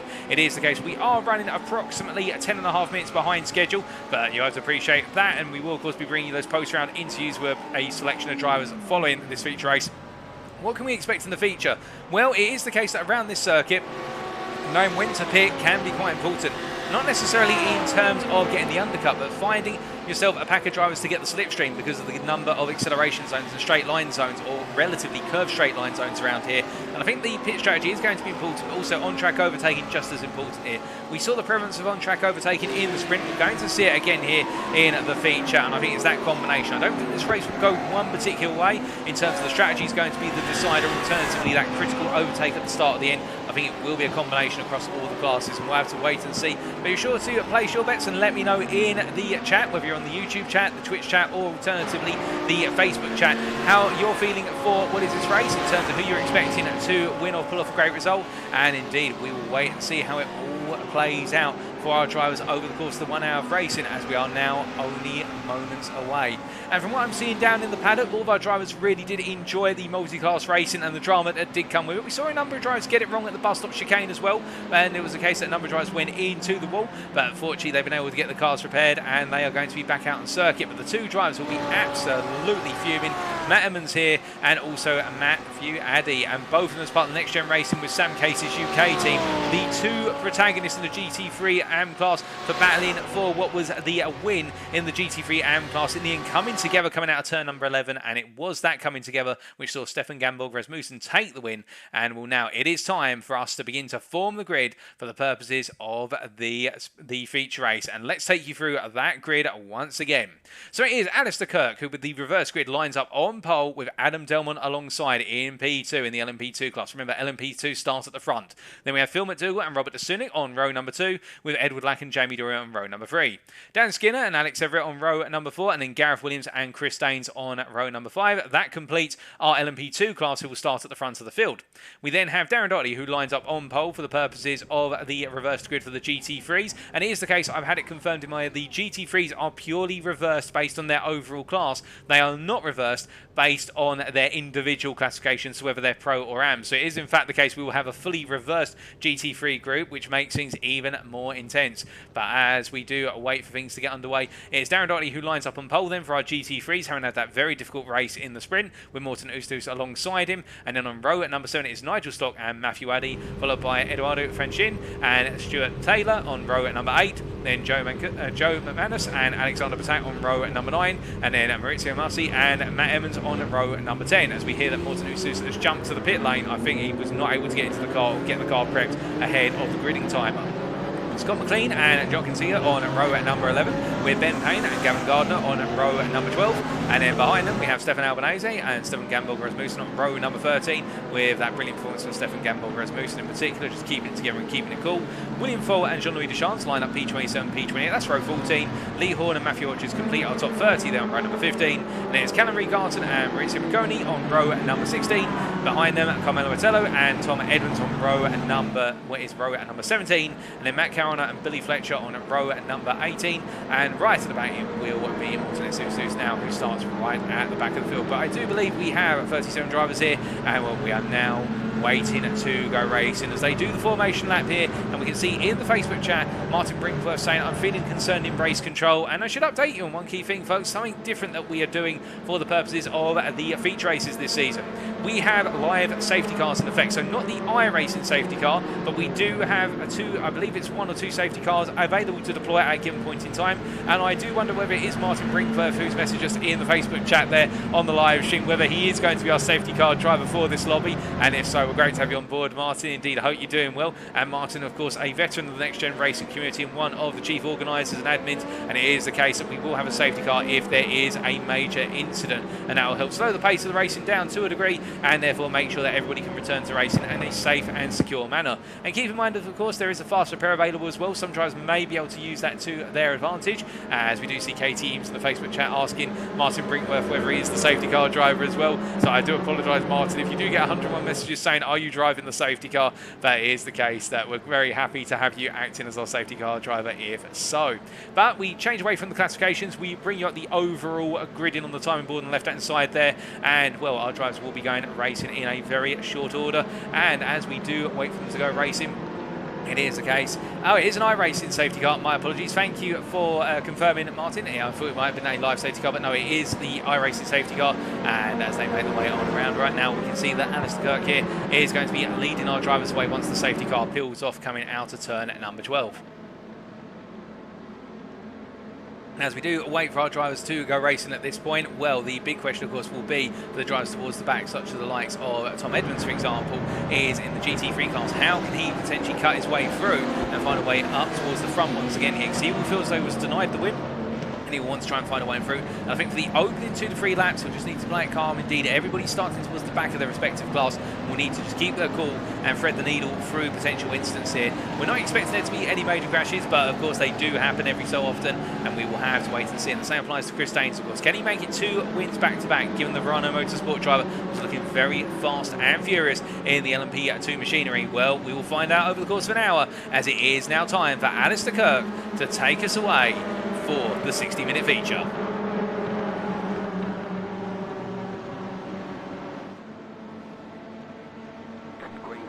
And it's lights out and away we go here for the feature race at Watkins Glen International in the Apex Racing Academy lobby as they make their way across the timeline down towards turn number 1. And we can see immediately, oh goodness me, and going I believe that's Robert Dasunik, who's literally straight lined off the circuit into the wall there. And Robert Dasunik having a disastrous start as been on the GT3 class drivers. Matthew Addy holds the lead at this time ahead of Alexander Patak as they all come rip-roaring on through and now make their way up the hill here. And as they come charging on through, it is the case that right now the GT3 class looking very fierce and ferocious at this time. Oh, goodness me. And that's one driver into the wall there. Now, who was that into the wall? I believe that is McConey into the wall, unless I'm very much mistaken. On McLean, this has been a huge huge incident further down the road at turn number 4, and my goodness, well, if that doesn't warrant a safety car, I do not know what does, because that is huge, and it's immediately a safety car out. It is a yellow flag, and my goodness, well, we said we weren't expecting an incident, but that is a lot of drivers involved in one of the biggest crashes I've seen in iRacing today. As well, that is William Foal hooked against the wall there. The suspension has collapsed completely on the front left side, and well, everybody has been hurt very hard, and Crest Autosport in particular, their two teams have felt a real pain from this. As we can see, Ben Payne, and I hate to pun on his name, it is the case that he's going literally sideways at the moment. The car is completely jammed sideways here, and well, let's try and dissect exactly what happened. And we start off with what happened to happened to Robert de Sunic, where he just simply straight lined off the circuit. It was a brief moment, ladies and gentlemen, and we will try and bring you exactly what happened to Robert de Sunic here, who is all out of order and all out of position. But it all happened so quickly. I think we have the safety car for quite a period of time here. I'm just checking in with race control, and they have not said anything to me at the moment with regards to when the, well, I haven't had a note to say safety car out, so we just had to do it through visual inspection, but I do believe it will be the case that they're going to have to take a look at that. But let's try and take a look at exactly what happened to Robert de Sunic. This was the start of the race. Now, from Robert de Sunic's perspective here, he's on the outside as he makes his way, and there was a little tap there, I believe that might be one of the Excite racing machines, and that put him into the wall. So that was Robert de Sunic getting a tap, a very innocent tap, to be fair, trying to take advantage, but I do think that'll be frowned upon by the stewards post-race in terms of not Robert de Sunic, but the tap he received. I believe that was Adam Delmont who gave him the tap, unless I'm mistaken. Meanwhile, looking at now down towards the GT3s and that huge crash, well, let's try and understand exactly what happened there, looking from William Foal's perspective. So William Foal here making his way up the hill. Now, I believe that, right, there was contact there. Was that Scott McLean who was in contact there with one of his colleagues? And that is what kicked off the whole crescendo with regards to everybody being caught up in that incident. We will try and get a better perspective of that, but I think that was McLean. No, McLean wasn't right. McLean was the driver we saw into the wall earlier, and he wasn't involved in this. In fact, the incident caught up with McLean in the end. So McLean was involved in his own incident as he made his way up the hill, but then it was the drivers behind who all came together in absolutely sharp fashion. And well, let's try and see it from Tom Edmonds' perspective. He's making his way up the hill here. He's got what is one of the Altitude Esports machines, and then just literally cars in front of him going loose, and he tried to thread the needle there, Tom Edmonds, but he just was not able to find a way through. And well, the Altitude Esports, that's Billy Fletcher involved. No, that's not Billy Fletcher. I think that's Callum Regarton who was involved in that. So that is, well, it seems as though the incident happened much earlier on there, and well, it just all happened from there. But William Foal got caught up in that incident as well, and all of them are getting really a nasty moment. We are waiting to see in regards to the safety car, nothing at the moment with regards to when it may be coming in, but we do have a lot of drivers still having to play catch up here. We are 4 minutes into the hour. We are, of course, counting down the time. It is not the case that the timer is paused, much like in a real-world endurance race, and that timer continues whether safety car or not. It continues all the same, and this will reduce a bit of the race, and our drivers still do have to do that mandatory pit stop. They are required to come in and take on fuel in the car.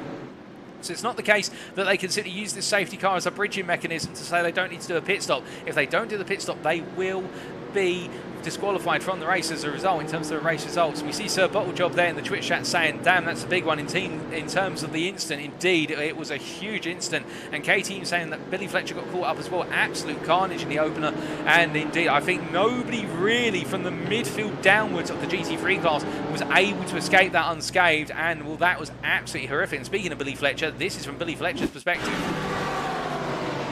So the camera focusing, and Billy Fletcher, so Callum Regarton we saw at the foreground, but Fletcher, oh goodness me, and Fletcher just getting tapped there by the wayward Alex Everett, who had no control. I think that was William Foal's car, to be fair, and Foal had no control over the McLaren in the end, which was literally going around in circles, and Fletcher getting a tap from Callum Regarton there, parked in the road, and well, I think everyone coming together, and a lot of drivers will be very frustrated at that, because that's really spoiled their proceedings. but just trying to understand how it all kicked off. That's the real question we want to understand.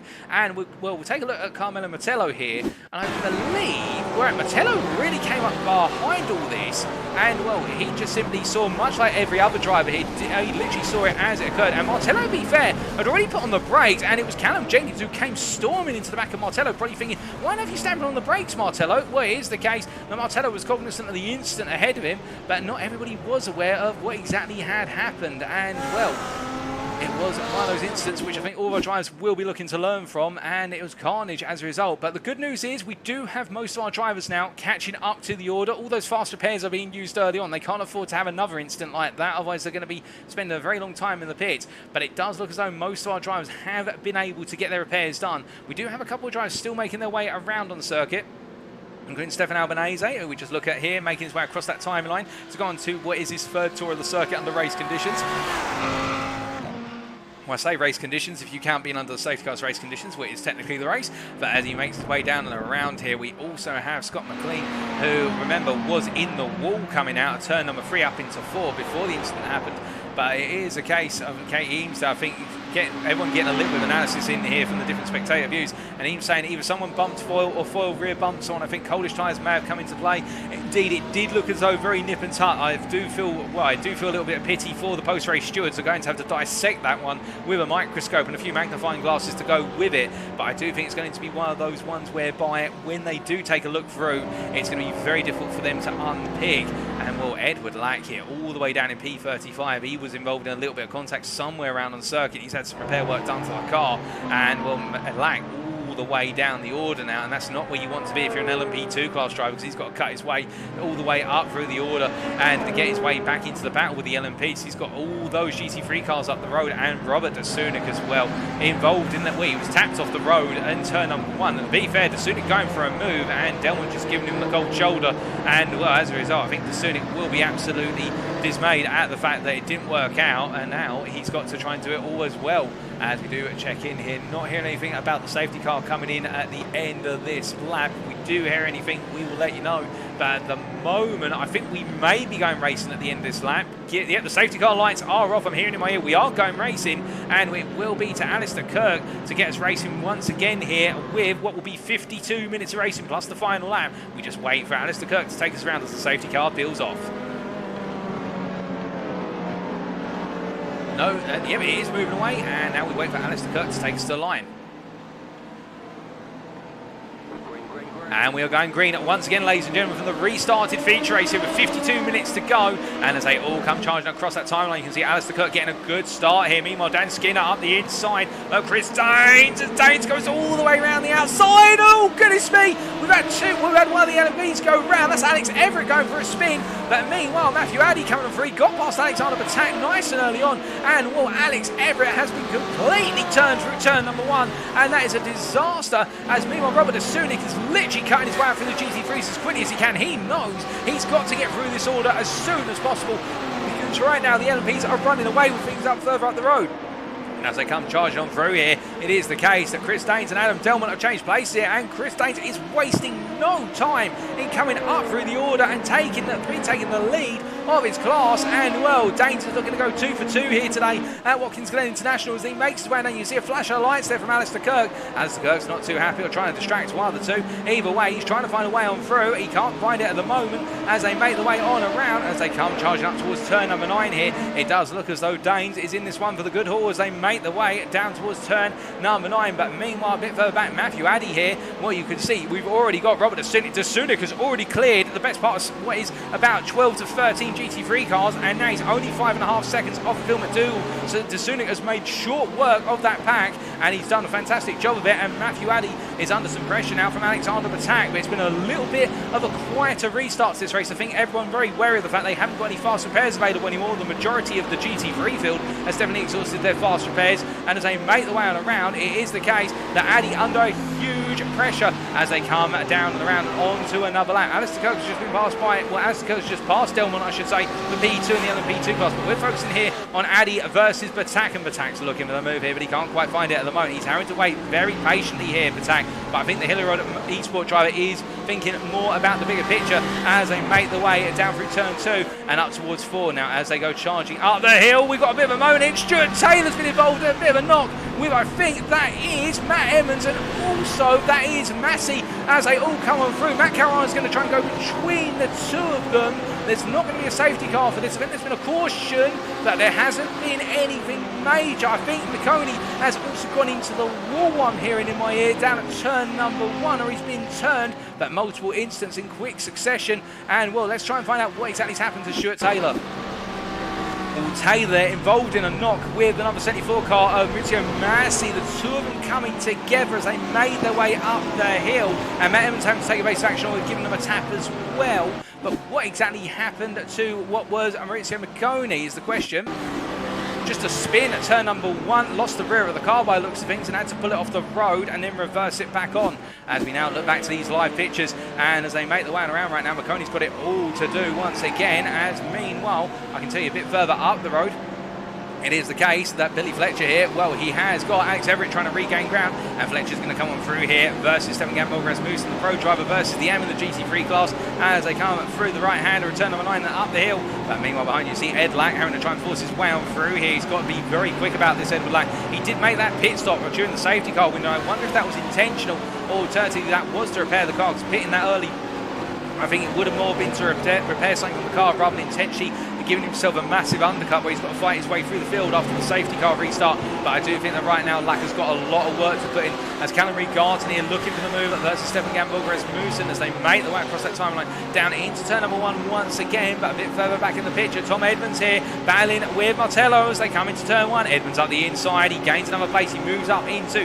what is P10 in the Pro class of the GT3 as he comes on through. Still got a lot of work to go, however, Edmonds, he's got to hunt down the next target on his list is Mortez Oosterhuis, who's just ahead of him right now as they come roaring up the hill, and Oosterhuis here for Hilliard Hilliard eSport as he moves out the way in the BMW M4 here, but you can see tucked in behind Carmelo Martello looking for that move here, tapping the rear of Tom Edmonds as they make the way into the braking zone, but the Audi R8 driver can't find a way through. Instead he has to think about going defensive versus William Foale, who's very close behind in the McLaren MP412C as they make the way down and around through turn number 6. Now as they come through, I'm hearing there has been a bit of a moment involving Frankenstein as we see, oh goodness me, Eduardo Frankenstein here, the DRS eSport LMS1 driver. That is an absolutely mangled Audi, and that is going to be going to the pit lane. What happened to it? Was he's making his way down here, so he was on the outside going into the bus stop chicane. Johnny Deschamps behind him, and the rear's just unsettled on the apex curve there of the bus stop entry, and into the wall. We saw it time and time again in qualifying, in the final practice, and now it's coming to halt Frankenstein in the race. As meanwhile, he brings himself back round to the pit lane, I would presume, for that repair work. It is the case that we look from our GT3 drivers to our LMP2 drivers, and we can see that Jamie Dory here looking to try and make up lost time and going after Gareth Williams, or Gaz Williams as he likes to be known in short, and you can see just behind him Phil McDougall as well. But the LMP2 drivers, to be fair, the top 9 all running around. Well, Alex Everett is 24 seconds off of the top 8 in the LMP2 class as they make their way down and around. It does look as though at this point in time they've separated and they're now looking more towards that strategic aspect, whereas it's still knives out and all bumps blazing with regards to the GT3s. As we can see, oh goodness me, and behind there, that is an absolute cluster of GT3 machines there as we see Matt Caruana. Well, he's breaking away from Johnny Deschamps, who in return has got Matt Emmons trying to find a way past the pro driver as the AM as they make the way on through. And well, for Matt Emmons right now, it's one of the situations whereby I think he wants to get this move done as soon as possible as we bring out the battle box in the bottom right hand corner of your screen for your viewing pleasure. And you can see there's Billy Fletcher just trying to get out the inside of Matt Emmons, but Emmons not saying that he can come on through, instead squeezing the door shut and saying no, you're not coming through whether you like it or not. And Emmons, I think, really wanted to make up for the fact that he lost out on what looked to be a guaranteed podium, if not a win, in the sprint race, due to contact with Matthew Addy, his teammate. And as they make the way down through turn number 7 right now, Emmons definitely trying to get a move on here as he makes his way on through. But remember, he's an AM in the GT3 class, around him are pros. And as a result, the pros will push their way through it. Well, they'll fight their way through as best as possible. They won't try and make contact, of course, but they don't gain any points of beating an AM, and the AMs don't gain any points of beating the Pro other than a little bit of kudos. That's all it's about for them. They've got a battle within their own classes that we see here. For looking further back, Pros coming together here, and that's Gardner up the inside as Massey tries to make the return, move around the outside into turn number 9, and Massey's going to have the inside here in the run up towards turn number 10. The DRC Sport driver getting ahead of the Rhino Motorsport driver as they come through the corner here, but there's plenty of room to play for as they make the way on out, and it is the case that Gardner now under a bit of pressure from Lee Horn, who's tucked in behind as Lee Horn tries to find a way to get the upper hand on the pair of them as we ride on board with Lee Horn as he makes his way through turn number 12.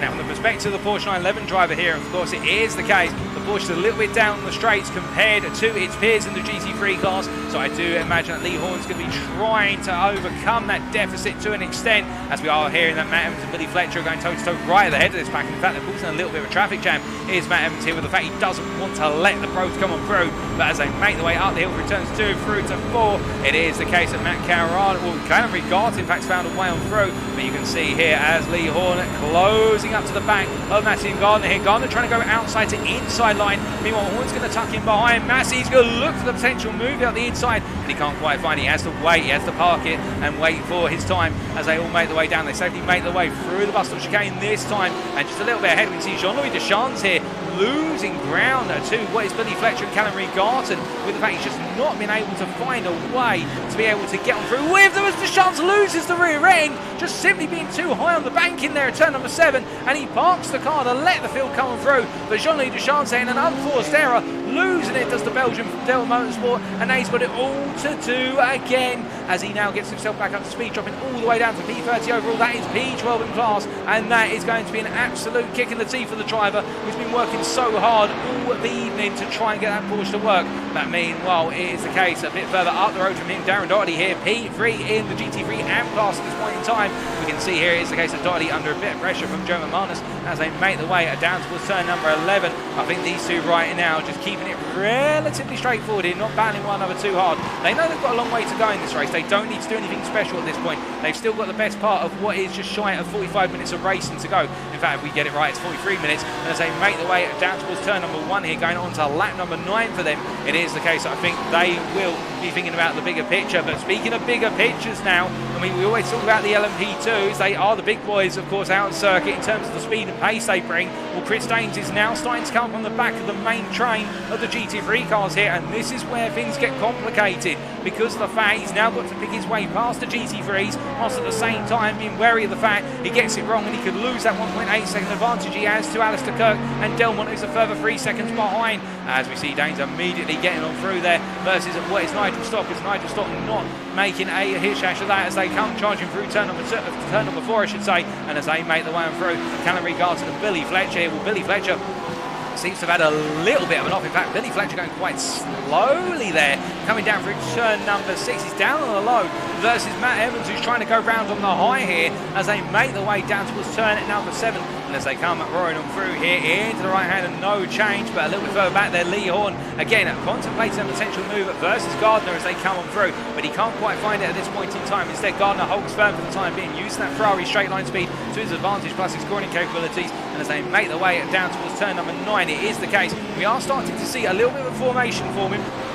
Everybody tucking into a line now and conscious of the fact they don't want to battle too hard, because in doing so they'll simply lose the pack in front, and slipstream quite critical here at Watkins Glen as they make the way through towards the end of another lap. But speaking of criticality, Jamie Dory, good at spin, I believe there's a GT3 involved. That's Nigel Stock, who's had a little bit of a run off the road, and McConey, who is now just ahead. It is the case that our LMP2 drivers are definitely feeling the full force and now coming through the GT3s, and well, my goodness, if that is the case, you can imagine Phil McDougall here closing up to the back of Jamie Dory. He'll want to get this move done as quickly as possible. But meanwhile, Chris Daines is now right in the thick of the midfield GT3 pack, and I can tell you can see on that circuit radar, see the blue one going up through turn 2 right now on the very left-hand side of the map. He is following that snake train right now, and he's got to carve his way on through it. And this is the horrible part of being in that LMP2 car. It's great because it's absolutely fantastic speed and whatnot, but as soon as you come up behind the other class, you've now got to pick your way through it. It's your responsibility to do it safely as much as possible.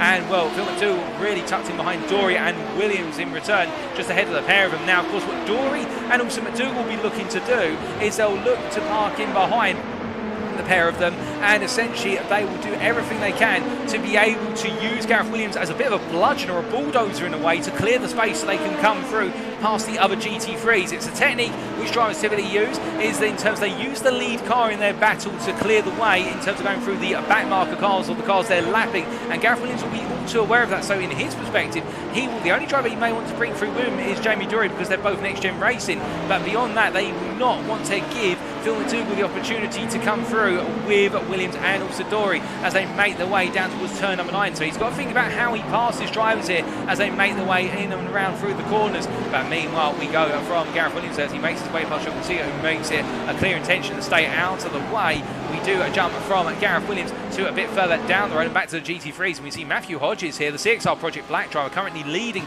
in the GT3 Pro class. And to be fair, I think in his mind right now, if he manages to stay here and bring home the win when all is said and done, this will mean a lot to him. So for those who don't know the story, in Season 3 of the GT3 Championship, Season 2 of the GT3 Championship, Matthew Hodges racing the Pro-Am class at Spa was on potential course to pick up the win at Spa in what was the sprint race, I remember correctly, until a last-minute incident on the final lap between himself and Callum Reed-Garton, which saw a win which Hodges had worked so hard for, with an absolutely phenomenal qualifying lap to put him on the Pro-Am pole. It all fell apart on that final lap. So to Hodges, I think this is retribution right now. He will want this win so badly because of the fact he was denied it in Season 2 of the GT3 Championship. Of course, Callum Reed-Garton didn't intend to have the incident with Hodges. It's the way it played out in the end, and the stewards took a look at it and whatnot. But a little bit of background there for those of you who are interested in that. Hodges, I think, really is looking to try and bring a win, and he's tucked in very tight behind Matthew Addy right now. I think he'll be looking for a way on through in short order. But we go from them to drivers battling right now within their own class, and Gavin Gardner here making his way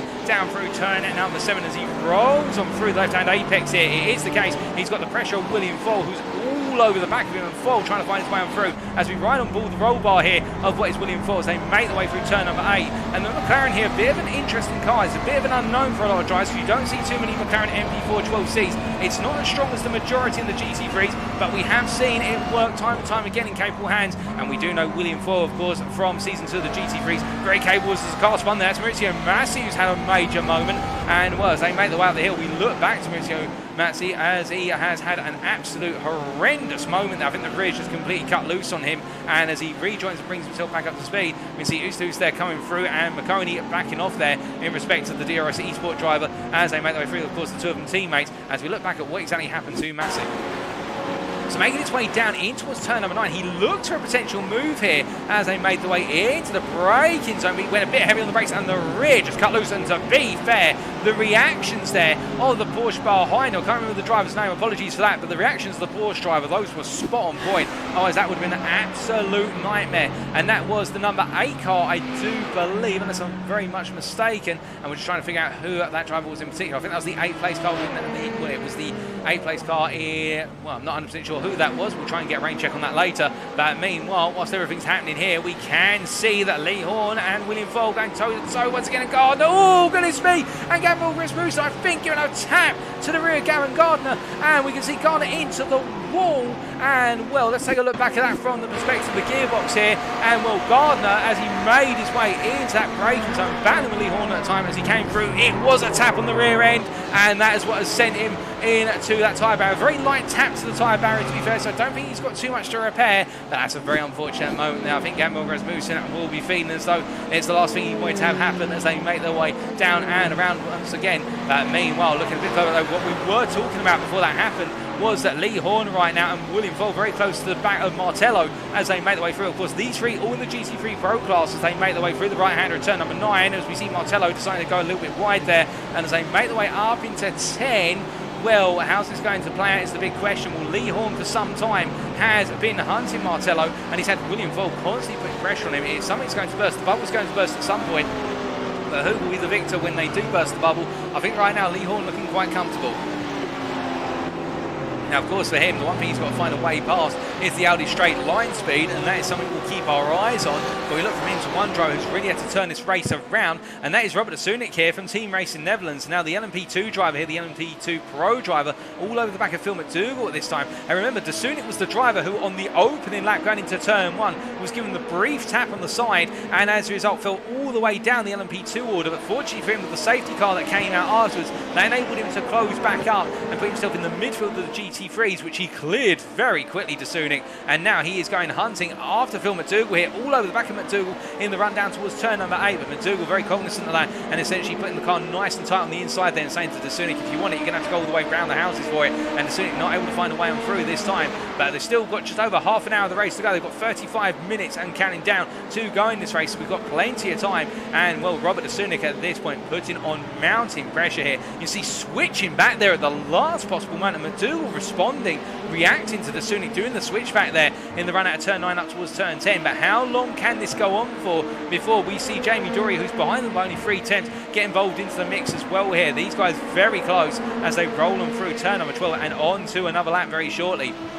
Now, if I was to predict how this is going to play out, Dasunik is going to really go for this move soon. He will try and lunge it, I think, and as they come down into turn 1 there, you can see Dasunik again anchoring McDougall to the inside of turn 1, but McDougall feeling comfortable there, and I think Dasunik just not quite ready to pounce there around the outside. I don't think he's ready to fully commit to that daring move, but you can see now he is all over the back here of McDougall as they make the way through for and up towards the bus stop chicane, and as they make the way on the long straightaway here, you can see it's McDougall covering the inside, but that's going to be inside to outside, and will Dasunik backs off a little bit, bounces over the apex curve there at the start of the bus stop, and as they make the way through, no change, but I say that Dasunik's getting closer and closer with each and every run around, and as they come out of turn number 6 and down towards 70, you see Jamie Dory just watching, I think doing a little bit of fuel saving. That's all he can really do at this point, as he wants to try and make it a three-way battle, which I think is going to be a bit of a hairy one. And meanwhile, as they make their way in towards turn at number 8, I can tell you, emerging from turn number 8 right now is Gareth Williams, who's tucked in well behind the back of Skinner. That's Dan Skinner just ahead of him as they make their way up towards turn at number 9 here. Similar situation, as you can see in the rear, your picture there, Phil McDougall having to go defensive again, and Dasunik constantly trying to lock McDougall to that inside line. He's trying to force him to have to go defensive, but I think what it is with McDougall, he knows he's going to have to go defensive, so he's pretty much got the steering wheel on standby to turn it. Oh, and into the wall there. I believe that is Skinner. That's Dan Skinner who's just had an impact with the wall at turn number 10. And, well, what on earth has happened to Dan Skinner? So making his way up the hill into turn 10 here, does the rear of the car just let go? He goes a bit high in the apex curve, and the car just straight lines into the wall there. Just a wham, bam, thank you, ma'am impact. And as he came out there, it is the case. Well, Skinner from iRacing is having a bit of a moment. I wonder whether that is going to be into the pit lane, and I can tell you it is into the pit lane. Skinner did come in, and he's made his way in. Now, that is significant damage to the car, as Jamie Dory has also come in. This is a scheduled stop for Jamie Dory. This is not a repair stop. And who else is coming? Adam Delmont in as well. It is the case. The iRacing driver here is coming from what was P3 at the time, so the LMP2 drivers decided to pit quite early, as meanwhile it is the case that Matthew Hodges now leads the GT3s overall, and he is the GT3 Pro classification leader at this time, and he's got an advantage of 3 seconds over Matt Caruana here, and Matt Caruana is trying to breathe down his neck as quickly as possible, and well, that last lap Caruana 3 tenths of a second slower, but on average he has been the faster of the two of them by a couple of attempts lap on lap as they make their way around. But we are in pit stop territory now. We are in that place where drivers can start to look to go for that undercut or just the mid-split pit stop where they cut the race into 2 equal halves of 30 minutes approximately, albeit we've had a safety car, so that does mean that drivers can dare to dream to pit a little bit later, to be fair. But right now we will wait and see, but it's really the LMP2s that are coming in for the pit rather than the GT3s. And well, with that in mind, as Chris Daines comes into the pits and he releases Alistair Kirk into the lead of this race once more, as Alistair Kirk makes his way down into turn number 1, the TGC Racing driver here, I think Daines does have a sizable advantage. We will wait and see. As coming out of the pit lane there, that is Alex Everett, who's quite a way off the form right now. But meanwhile, Robert Dasunik into the pits along with Phil McDougall. They both peel in, and Daines, of course, in the pit lane already.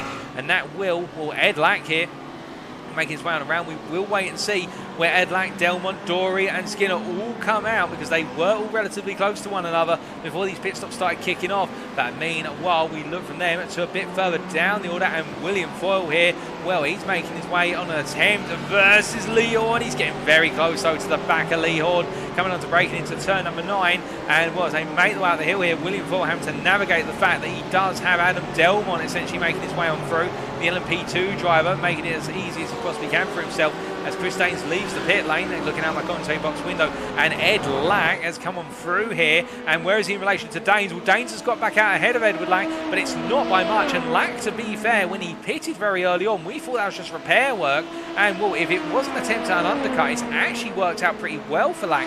All things considered, he's not far for Daines now. He's only 5 tenths and closing. But meanwhile, Phil McDougall has once again come out ahead of Robert de Sunik, and Adam Delmont here has lost out massively in all of this with that pit stop. He's come out behind de Sunik and McDougall. But meanwhile, I'm hearing that William Foyle has had a bit of a moment out on circuit. Now, where is William Foyle out on circuit? He's just come up to turn number 2. Has he lost the rear end at turn 1?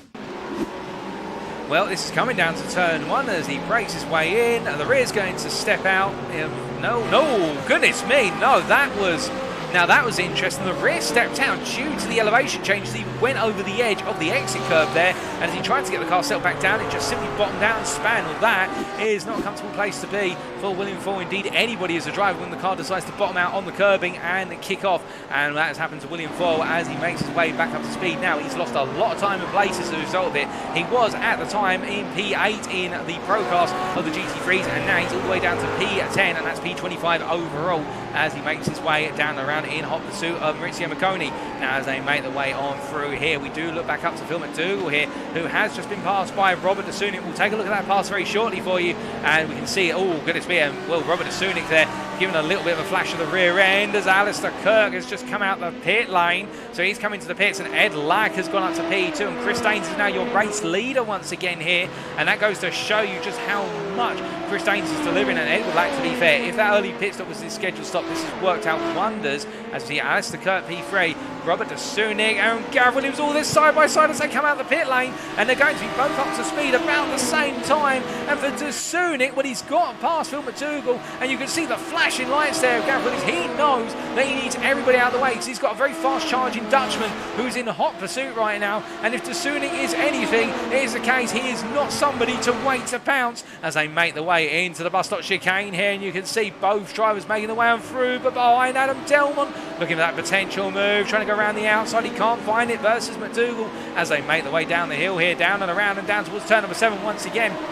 As they come charging down, it is the case that right now we have got it really heating up in the LMP2 class in particular as they all make their way through the LMP2 pros as Phil McDougall has to defend here versus Adam Delmont. Delmont is not letting him go whatsoever here. Delmont is putting McDougall under intense pressure, and as they make the way down towards turn number 9 here, I wonder how long it's going to be before Delmont decides to have a swing at this as they make the way in towards turn number 9 at this point in time. As they roll them through here, we do very briefly take a look at how Robert de Sunik passed Phil McDougall. Well, here was the move, and it was made, well, it wasn't made into turn 9. It was Phil McDougall who outbroke himself there on that central line where he had to essentially give the space towards where the Altitude Esports GT3s, and Robert de Sunik said, well, thank you very much, McDougall. I don't mind if I do go on through then.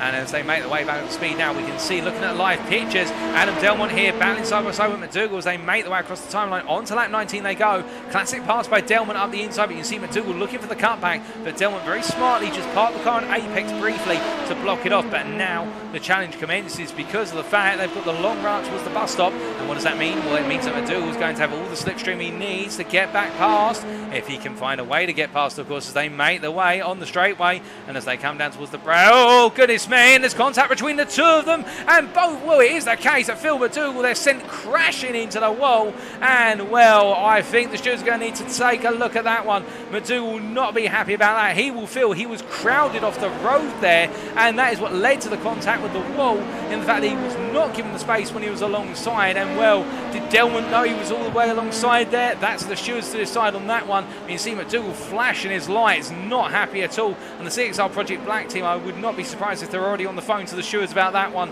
because that is not the way they would have wanted it to go. And well, meanwhile, we look from them to another CXR Project Black driver who's doing everything he can to try and snatch the lead of this race back from Chris Daines, and that is Edward Lack here as he chases after the Verano Motorsport driver as they make their way across that timeline here, navigating through the GT3 traffic, and as they make their way down towards turn number 1 here. Here's the case that Edward Lack in that pursuit, but he's not able to find a way at this time. As they make their way up the hill, we look from them to a little bit further down the road, and I'm hearing that Stuart Taylor has had a goodness me, Stuart Taylor facing backwards at the edge of turn 11 as he spins the car around here. He's going to have to be careful. He's got a lot of cars coming on through. I'm sure the TGC racing driver knows what he's doing as he gradually seeps his way back onto the road.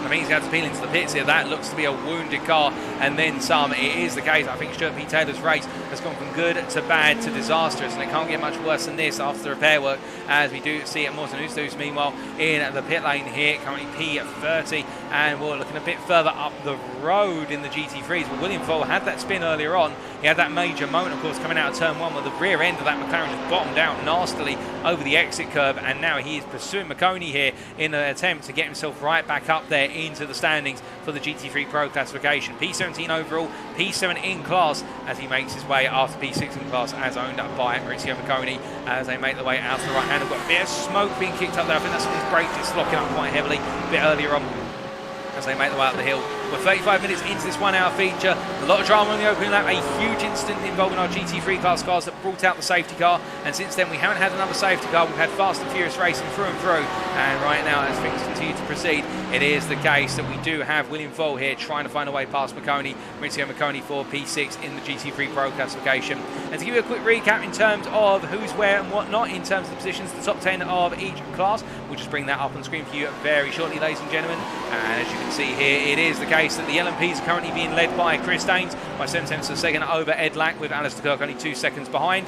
Meanwhile, in the GT3 Pro, the GT3 Pro, depending on how you want to do the nomenclature, it is the case that it is this man here, Matt Caruana, who is currently leading the GT3 Pros by 1.3 seconds ahead of Callum Reed-Garton, who's coming through the picture now. And then a bit further back is Billy Fletcher as they make their way on through. Tom Edmonds and Stefan Albanese behind them, P4, P5. And then in the AM GT3s or GTDs, we've got Alexander Patak here, who is currently leading, and he is leading by a margin of 1.4 seconds over his teammate, and that is of course Stefan Gamborg Rasmussen, both of them racing for Rasmussen's home team of Hilliard Esports as they make their way down and around through turn number 7 here as the two Danes continue going on racing. They have Lee Horn between the pair of them, and Lee Horn, I suspect, will be looking to just simply make a simple pass of it, although you can see here Gamborg Rasmussen getting very close to the back of Patak. Behind them, Matthew Addy, Matt Evans and Darren Roddy complete the GT3 AM top 5 as we see a change of position here for what is the a change of position for what is the lead of the GT3 AMs, and that's Stefan Gamborg Rasmussen who goes into the lead here. And I think Alexander Patak working with his teammate to not cost one another time. Quite smart about this, is coming through behind them now are the LMPs of Gareth Williams and Robert De Sunik, and De Sunik's having to really try and play catch up here with Gareth Williams, who's finding a way through. It's not the easiest way to find a way through, but he is finding it as they make their way through turn number 11 up into 12, and De Sunik then making it way on the inside into turn number 12, and Gareth Williams would have been hoping that De Sunik would have been stuck there for a little bit longer, and Williams actually caught behind Lee Horn here, and as a result they'll be battling for P4 in the LMP2 class. So they come into turn 1. De Sunik tries to look around the outside and get the cut back up the hill, but Gaz Williams knows what he's trying to do, and as a result parks an apex. We saw that earlier as well through other drivers in the LMP2 class, and as they make their way out the hill now, Williams has got to try and do everything here to keep De Sunik behind. It's a long run to the bus stop chicane. They come charging past the camera there, and as they make their way down towards turn number 5, down towards the bus stop chicane, it's side by side here as De Sunik looks to try and go around the outside or inside, but Williams just has the grapes to be able to outbrake him a little bit longer. And as they make their way down and around through turn number 6 at this point, it is the case that Williams doing everything right at this point in time, but De Sunik looks very, very late for the move there, trying to capitalise on what was Martello being on the outside line, but Martello moves out of the way, flashes his lights to say I'm out of the way, I'm clear, and as they make their way through, De Sunik, to be fair, whilst he may not be all the way up there in terms of the lead of the MP2 class, he is trying to play the GT3s as if it was a chess game. He's trying to fix Williams to the back of a GT3 so he can come on through. We saw this in the sprint race, and we're seeing it again here. Dasunik really knowing where to put himself when he's trying to go for those moves, but Williams just has an answer right now. It really is the case. Both of them are playing a major game of chess, albeit at an excess of 150 miles an hour chess, if you can imagine playing your chessboard at that speed. And as they make their way down around for turn 11 into 12, it is the case that right now these two literally back and forth non-stop here, and will Williams holding on for the time being, as I'm hearing that Stefan Albanese has been passed by Maurizio Marconi. We'll take a look back at that in a short second, but as Williams makes his way down into turn 1, this time around Dasunik not able to be close enough here, but meanwhile a bit further back, I say that Adam Delmont going quite slowly across the timeline there, and Jamie Dory getting on through. And I do wonder whether Delmont's had a little bit of a moment or got an issue with the car. We'll find out about that later. But meanwhile, Stefan Albanese now behind Marconi. Of course, the two teammates from DRS Esport here trading places. And I think it's the case that Albanese has released his teammate Marconi, who was faster out of the two of them. In fact, looking at the lap times, Marconi, that last lap, almost 6/10 of a second faster than Albanese. I think that tells you the story as they make the way. And now Albanese is going to act as a bit of a rear guard here and try and keep the McLaren of William Foyle at bay. As Foyle's going to look for the move here up the inside into turn number 9. He's a bit too far back to go for it, but he has been able to intimidate Albanese, go a little bit deep, but you are allowed to run that deep to an extent. And as they make their way into 10, Foyle again trying to snap the nose in, as Callum Regarton and Matt Caruana are both into the pit lane. We'll wait and see how that plays out, of course, in terms of the GT3 Pro lead, as we see William Foyle here tucked in still, not able to find a way through. 40 minutes this race complete. We've still got 20 to go, as we say hello again to Arjun Krigel in the Twitch chat, and as the drivers make their way down and around and through. And sorry to hear that you're out, Arjun Krigel. Things have not gone well for you by the sounds of things tonight, but we can see it is the case that right now William Foyle having to back off, and then something Albanese with the fact that he has got Ed Lack and also Chris Daines coming up through the LMP2 drives, and also see that Alistair Kirk making sure to flash his lights and signal he's coming through. But meanwhile, we have heard that Jean-Louis Deschamps has had to jump to the pit lane. What's happened to Jean-Louis Deschamps? Well, this was moments to go, pursued by the Crest Autosport Ferraris, and coming through turn number 12. Is the ridge just going to let go? It is indeed. And, well, Deschamps in the end with an error and into the wall, and I think that's why he's had to jump to the pitch, due to the clip to the back of the wall. And meanwhile, as we continue to look around, I think we've had the retirement of Jean-Louis Deschamps. I think we have indeed seen his retirement, so we have had a couple of retirements in this race, but we have lost Jean-Louis Deschamps. We've also lost, I believe, what is Maurizio Massi, and well, it's Maurizio Massi and also Jean-Louis Deschamps at this time, and I think Darren Doherty's just up on the jacks right now. They're doing repair work to that car. That's been in the wall from what I'm hearing in my ear, but it is the case that we look a little bit further around, and Alexander Patak and Matt Emmons here battling for what is effectively P3 in the AM class, and Patak really falling away there. I wonder if there's been an error or something from Patak, so he's just fallen away and then some, as Matt Emmons right now looking to go on a crusade here to build his way back up the order. Now, with all this happening, some of you may be wondering at this point in time, well, where is Matt Caruana? Matt Caruana is still in the pit lane. Matthew Hodges has made his scheduled stop. We believe that Matthew Hodges has made his scheduled stop, but where is Matt Caruana? Well, Caruana still there being serviced. I do wonder whether there's some sort of penalty being applied here, or it's all just gone wrong for Caruana, because he's just sat there right now. They're having to do repair work to the car, but something has gone very wrong for Matt Caruana, and what that means is he is not right up there anymore. But meanwhile, right up there in what is the GT3 Pro is Callum Regarton, who has made 2 pit stops, and well, we do know that Matthew Hodges has already made a stop, and well, Matthew Hodges is a bit further back here as he slides his way through turn number 11 there. We'll wait to see how the strategy all plays out. We see that Ed Lack is into the pit. I wonder if we're seeing multiple pit stops here, because Ed Lack is into the pit, and well, Lack has already been in once. He's now in a second time. I do wonder whether the fuel's not going the distance in terms of putting the fuel in once. Alternatively, some drivers have forgotten to put in fuel or something in between. It is looking as though a lot of drivers right now experiencing a difficult race ahead of them, as meanwhile we look to Gareth Williams here, who is pursuing Robert Dasunik still.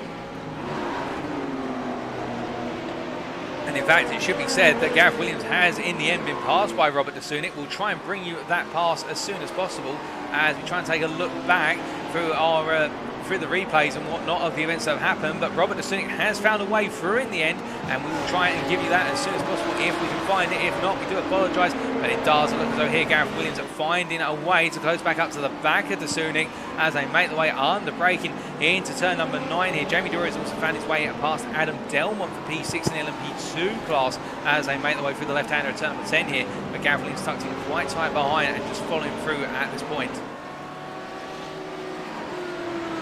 as they make their way down and around. We can see a little bit further down the road, I should say. It is William Foyle who is pursuing Stefan Albanese here. As they make their way through turn number 12 to complete another lap. Foyle getting closer and closer to that exit wall. Both of them, to be fair, they're trying to use as much width of the circuit as permitted. They are allowed to run wider because they don't want to run into the wall, otherwise that's going to be detrimental to their racing health. And William Foyle here closing up very rapidly versus the back of Stefan Albanese as they make their way up the hill through the floor and up towards the bus stop. Now will Foyle be able to find a way on through as we ride on board here with William Foyle, right on board the McLaren MP 412C machine. And as he makes his way here, you can see the Audi driver holding to the right here. Albanese knows he's got to defend this, and as they make their way into the braking zone, will Foyle go later, or will he back off? Oh, there's a tiny bit of contact there. It was the case that Foyle turned in and just found the rear left-hand panel of what was Albanese, but he backed it off there to avoid T-boning, and as a result, or turning the guy with a pit manoeuvre, we should say, turning Albanese with a pit manoeuvre, and as they make their way down towards turn at number 7, it is the case that Foyle, oh goodness me, we do have now some of the LMP2s coming through as well, so it is the case that Foyle had one opportunity, he wasn't able to make it count, and now he's got to wait for the next one as he makes his way through turn number 8. But meanwhile, while that's all going on, I can tell you that at this point in time, Callum Jenkins is still in the pit lane along with Stuart Taylor, Darren Doherty and Matt Caruana as well. And Matt Caruana still parts there. I do wonder whether they've got problems with the car, and indeed with Callum Jenkins as well. I wonder if a number of drivers are experiencing technical issues with the car, and as a result they're having to retire. We're just checking in with race control. We're not seeing anything with regards to what's happened there, so I do believe it's repair work on the car, although we're not hearing anything official, we're just gesticulating and estimating. As we can see here, Nigel Stock here running down in P31, the Crest Autosport Apex Track Sky driver is not having a good day at the office whatsoever at all at this point. It is the case that Nigel Stock having a difficult one, as we do see into the pits comes Stefan Albanese as I look out my commentary box window, and as he makes his way in, it's a situation whereby he's going to be losing places, and well, this is a scheduled stop. We do believe this is a scheduled stop for Albanese. He's going to drop a long way down the order, as meanwhile Matthew Hodges here, as he makes his way around and down towards another lap here, going on to lap number 25. It is the case of CXR Project Black driver really now just trying to keep his head down. He's got a lot of clear space on track, to be fair, minus the 1 or 2 LMP2 cars that come on through every so often. It is the case that Hodges has bought himself a lot of space, and well, if he carries on this way, he's looking at a very good result as a minimum as he makes his way through. But the field has spaced out quite a bit now between the classes, and well, the closest really on the circuit in terms of battles is Robert DeSunic and Gareth Williams in the battle for P3 in the LMP2 class. They're separated by 8/10 of a second, and we can show you that separation now. But beyond that, we are now to a degree at the mercy of waiting to see when the battles come back together. And I think that's most likely due to the fact we have got the strategic element playing out, as meanwhile Phil McDougall, I think, has had a moment on circuit. That's at the bus stop chicane, and that Dallara P217 is looking worse aware what happened to Phil McDougall. Was he was making his way down the straightaway here into the bus stop, a wheel on the grass there, and I think that might have unsettled the car, and it unsettled his angle into the initial pair of apexes, and as a result it went too high on the initial left-hander, and that is what's caused the car to spin out, and he's brought himself back up to speed gradually. That is not what he would have wanted, Phil McDougall, as now he brings himself around and passes what is Martello there, as he looks to try and go hunting after Alex Everett, who is the best part of 26 seconds up the road. Now as he makes his way on through, Callum Regarton meanwhile looking for the move here versus William Foyle as they make their way down to the braking zone. Foyle on the outside here, Callum Regarton on the inside. He's going to make short work of it here, and I think Foyle in a bit of a different battle compared to Garton as they come on through. 47 minutes complete, 13 still to go, and it does look as though at this point in time Callum Regarton is looking good for the potential win of this race in the GT3 PRO class. But again, we're waiting to see how all those strategies play out here. We do also have Maurizio Macconi, also Tom Edmonds and Billy Fletcher all ahead. Now they are listed on my screen as having made a pit stop, but whether that's their scheduled stop or whether it was a pit stop under safety car to do repair work, we'll wait and see. But they do have to make at least one pit stop, all of our drivers, and that is of course to take on the fuel to take them to the end. But we'll wait and find out. But William Foyle meanwhile, after being passed, is now trying to find a way to get back past Callum Regarton. At this point I think Callum Regarton is gradually sneaking off into the distance, little by little inching out that gap. But whilst that's all going on, coming out of the pit is Ben Payne. He's just left his pit box, and the Crest Autosport Ferrari driver here just making his way on down on his debut in this series, and indeed with NXTGEN Racing, in racing with Crest Autosport Ferrari. It is the case that with 12 minutes to go here, it's been quite the learning experience, I think, for Ben Payne. P7 at the moment within class, and as he makes his way out of the pit lane here, looking quite comfortable to finish at least P7 in the GT3 AM class, and he's got quite a gap to close down if he wants to go after Joe McManus, who's in P6, and there's a gap of approximately 51 seconds, and it's a long gap to close down.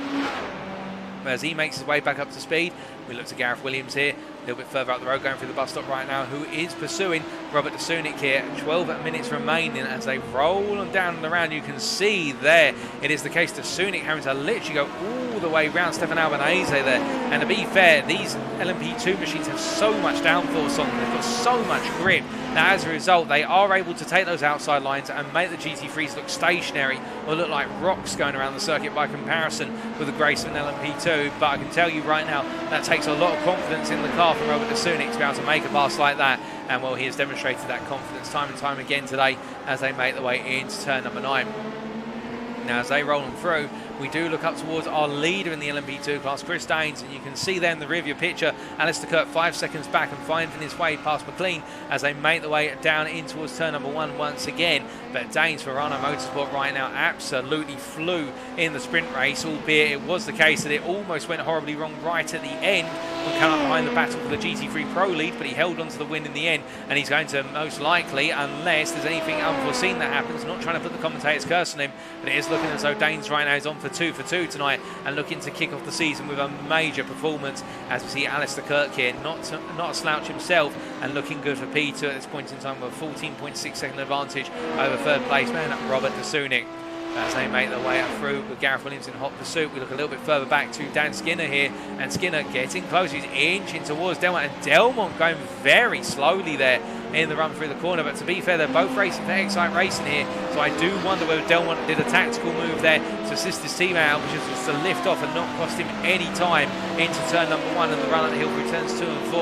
And Delmont, to be fair, can stay with his teammate here in the run towards the bus stop, because he doesn't have to essentially worry about the cars in front of him, the GT3s. He can just tuck him behind the slipstream of Skinner and roll the car up the hill as they make their way through. Definitely Skinner looking faster out of the two of them as they make their way around. But we look from the battle for P6 in the LMP2 class to what is a great situation further down the order, and that is Eduardo Franchin as he makes his way out of turn number 9 and up towards turn number 10 here. And you can see he does have the LMP2 of Robert de Sunic ahead of him, Gaz Williams behind him.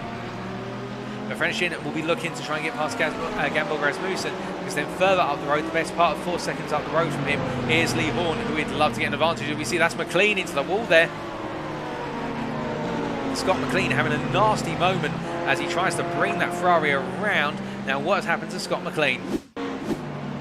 As he's making his way out of turn number 10 and up into 11, chasing after Lee Horn, to be fair. And as he made his way through left-handers, the rear let go, the rear does let go, and McLean in the end finds contact with the wall, so it was an unforced error, and as a result, McLean having a difficult day at the office. But as they make their way on through with less than 10 minutes remaining, I can see in the YouTube chat there, FC Swash saying come on Chris Daines, 10 minutes to go. But it is the case that right now the Dane is continuing to fly here, and that advantage that he has over Alistair Kirk is continuing to open up to an extent. Well, in fact, no, my apologies. Looking at the relative laps over the last couple of laps, it is the case that Alistair Kirk has closed it down from 5 seconds to 4.2. We'll wait and see on that, but we do have to cut away because Dan Skinner has had a moment, and Adam Delmont has passed him along with Edward Lack. What's happened to Skinner? Well, this is in the run down towards turn 1. Now, you're going to see Skinner here at the foreground of the camera. And as he comes on through, oh, goodness me, much like what happened to Alex Everett there on the exit of the turn 1 curve. It's the case the rear of the car just bottomed out, bounced off, and as a result, the car spun. But meanwhile, whilst that was happening, Edward Lack found a way past Adam Delmont. And, well, how did he do it? Was they were making their way down towards what was turn up 1 here. You see Delmont's going to pull to the outside, and Lack's just keeping the space on the inside. He says, well, thank you very much, I'll take it if you don't mind. And I do wonder whether Delmont's got a problem with the Excite machine, because that Excite machine is going slowly. It is not going rapidly. You can see, look how much it's fallen back. I think Delmont's got a problem, because otherwise he would be right up there, but he's just falling further and further back. And Callum Regarton has just had a moment, from what I'm hearing in my ear. Callum Regarton has had something go wrong, albeit he's still running around absolutely fine on circuit. But Billy Fletcher is the best part of 37 seconds up the road. What happened to Regarton? This was in the run down towards turn number 1 only moments ago, and as he made his way through the corners, it's going to be a similar situation, and he loses the rear end entirely. The rear just says, no, I don't want to go, I want to go over here instead, and then Regarton he brings the car back up to speed. Bit of an odd one there, but still, Callum Regarton pressing on. P2 in the GT3 Pros, behind Billy Fletcher, his teammate, of course, who's into the pits here. And Fletcher in for his scheduled stop. He decides to go as late as possible. To be fair, Fletcher has left it so late. And, well, I think this is going to be okay for Fletcher in terms of where's Callum Regarton. Well, he's making his way through turn number 9 up into 10 right now. I think Fletcher could come out ahead, given Garton's had that spin. And, in fact, Fletcher has already made his pit stop. And I think Fletcher's got a long way to go in this pit lane. It's quite a long pit lane, to be fair, to accommodate so many cars. And as he makes his way down, where's Callum Regarton? Garton's not at turn 12. Now he's at turn 12. I think Billy Fletcher is going to comfortably come back out of the head of the GT3 Pro Pack, with Tom Edmonds a bit further back there in the rear of the picture, behind Callum Regarton, P3 in the class, and then Matthew Hodges a further 12.5 seconds behind, but by no means going slowly as they all make their way through. And I can confirm that Billy Fletcher has come out ahead of Callum Regarton by a margin of 7 seconds. And I would say that 7 seconds is Callum Regarton's spin at turn number 1. And well, if he hadn't had that spin, how close would he have been? Would he have been ahead? Would the two of them been battling to the very end? All what if questions that we can only theorise about. We can't give you a proper answer. But meanwhile, as our drivers make their way through with the time remaining here, it is the case. I think for a lot of them at this point, those who had enjoyable races in terms of had races that have netted them good results, they will be pleased. Meanwhile, those who have not had the races they wanted, they'll be going back to the analysis room with the team, and they'll be trying to understand what went wrong and how they can go better next time. But as Edmonds makes his way down and around here, I can tell you that McLean, Alexander Patak, Stuart P. Taylor, and Matt Carana, Darren Doherty, well, my goodness, no, my apologies, we do have in the pits at the moment Scott McLean, Alexander Patak as well, and Stuart P. Taylor is also in the pit lane, I believe. No, he's out on circuit, in fact. He's making his way around right now with Alexander Patak and McLean in the pit. But we have lost Matt Carana, we've lost Darren Doherty, Jean-Louis Deschamps, Callum Jenkins and Maurizio Mazzi. So we started off with 37 drivers. We're now down to 32, I should say. We've lost 5 drivers, and the racing continues all the same with those 5 minutes to go. But the majority of the battles now have subsided, to be fair, and now it is all about effectively coming down to who is able to bring it to the line. And also the only battle we really do have on our screens is Gareth Williams versus Robert Nasunik. As they make the way through at turn number 11, it is the case that Williams is only 4 tenths from closing. As I think Robert Nasunik into the pits. So Robert Nasunik with a very last minute pit stop here. And well, Robert Nasunik had only made the one pit stop earlier on, but to be fair, I would have thought the LMP2 drivers, given the fact the majority of them were not involved in that incident on lap 1, they would have been okay. But I think Nasunik may have underfueled, unless he's picked up a drive-through of some description. We will wait and see whether he comes to a standstill in the pit lane. That has robbed us of what was expected to be a great battle between him and Gareth Williams, a sort of return, if you will, to that battle. But Nasunik has parked up, so yes, he has got to put some fuel or something in the car. It's a fast stop. It's fuel. They just didn't put enough fuel in, and as a result, Robert Nasunik, in what was looking to be a solid podium, it's now turned into a survival for 6th as he makes his way out of the pit lane and up towards turn number 5 he goes. But in the long run, of course, now he has Adam Delmont, who's not too far behind, only 4 seconds behind, trying to close. And Adam Delmont at this point will be thinking, can I get Nasunik and get one more place before all is said and done? I'm happy to tell you that McLean has come out of the pits after they've done the repair work of the car, and McLean is down in P30 overall in the GT3 AM class. That is P9, and he's still going to finish ahead of a couple of his peers, including Stuart Taylor and Alexander Patak. But it has been a very difficult race for a good number of drivers here, and one which they'll build upon in the closing 3 minutes now. And well, as we look around the field, I can tell you that Stefan Gamborg Rasmussen for Hillerud Esport is still the leader of what is the GT3 AM class here. The Dane absolutely flying as he makes his way on around, and as he comes down through turn at number 7. Well, Matt Evans is the best part of 10 seconds behind. I think Matt Evans has made an error somewhere, and I believe that is up at turn 6. Matt Evans has lost the rear of the car into the wall. Now, will he lose position as a result? Well, we can see that is Franishin coming through, and Albanese as well, but they're both GT3 Pros. The closest driver to Evans is Matthew Addy, and what I think in Matt Evans' mind right now, he'll be thinking back to the sprint and thinking, I don't want Addy anywhere near me after what happened in the opening race. And it's a nasty thing to say about when you talk about your teammate, but given the fact the two of them had contact, I think they will have kissed and made up about it, as the saying goes. But I do wonder whether it is the case that Evans right now is going to be ruled in by Addy right at the end here as they make the way through. But let's take a look back at exactly what happened.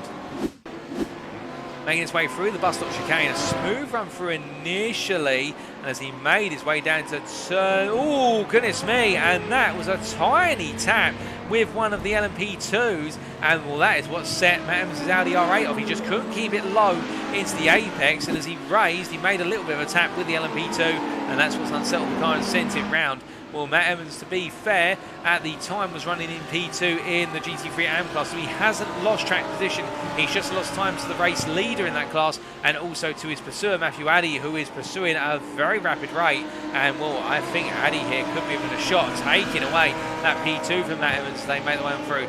58.5 minutes complete, 1.5 to go, and it is the case that we've got 1 to 2 more laps of racing around here at Watkins Glen International in the Apex Racing Academy lobby, and well, it has been absolutely stellar so far with regards to racing. One safety car at the start, but beyond that, the racing has been absolutely brilliant. And as our drivers continue to make their way around right now, it is the case that we'll be taking all this information to round number 2 in a week's time, as we do see here Skinner battling with Delmont. It is the case both of them excite racing, of course, and they will not want to fight too hard. They won't want to cost one another potential points by taking one another out.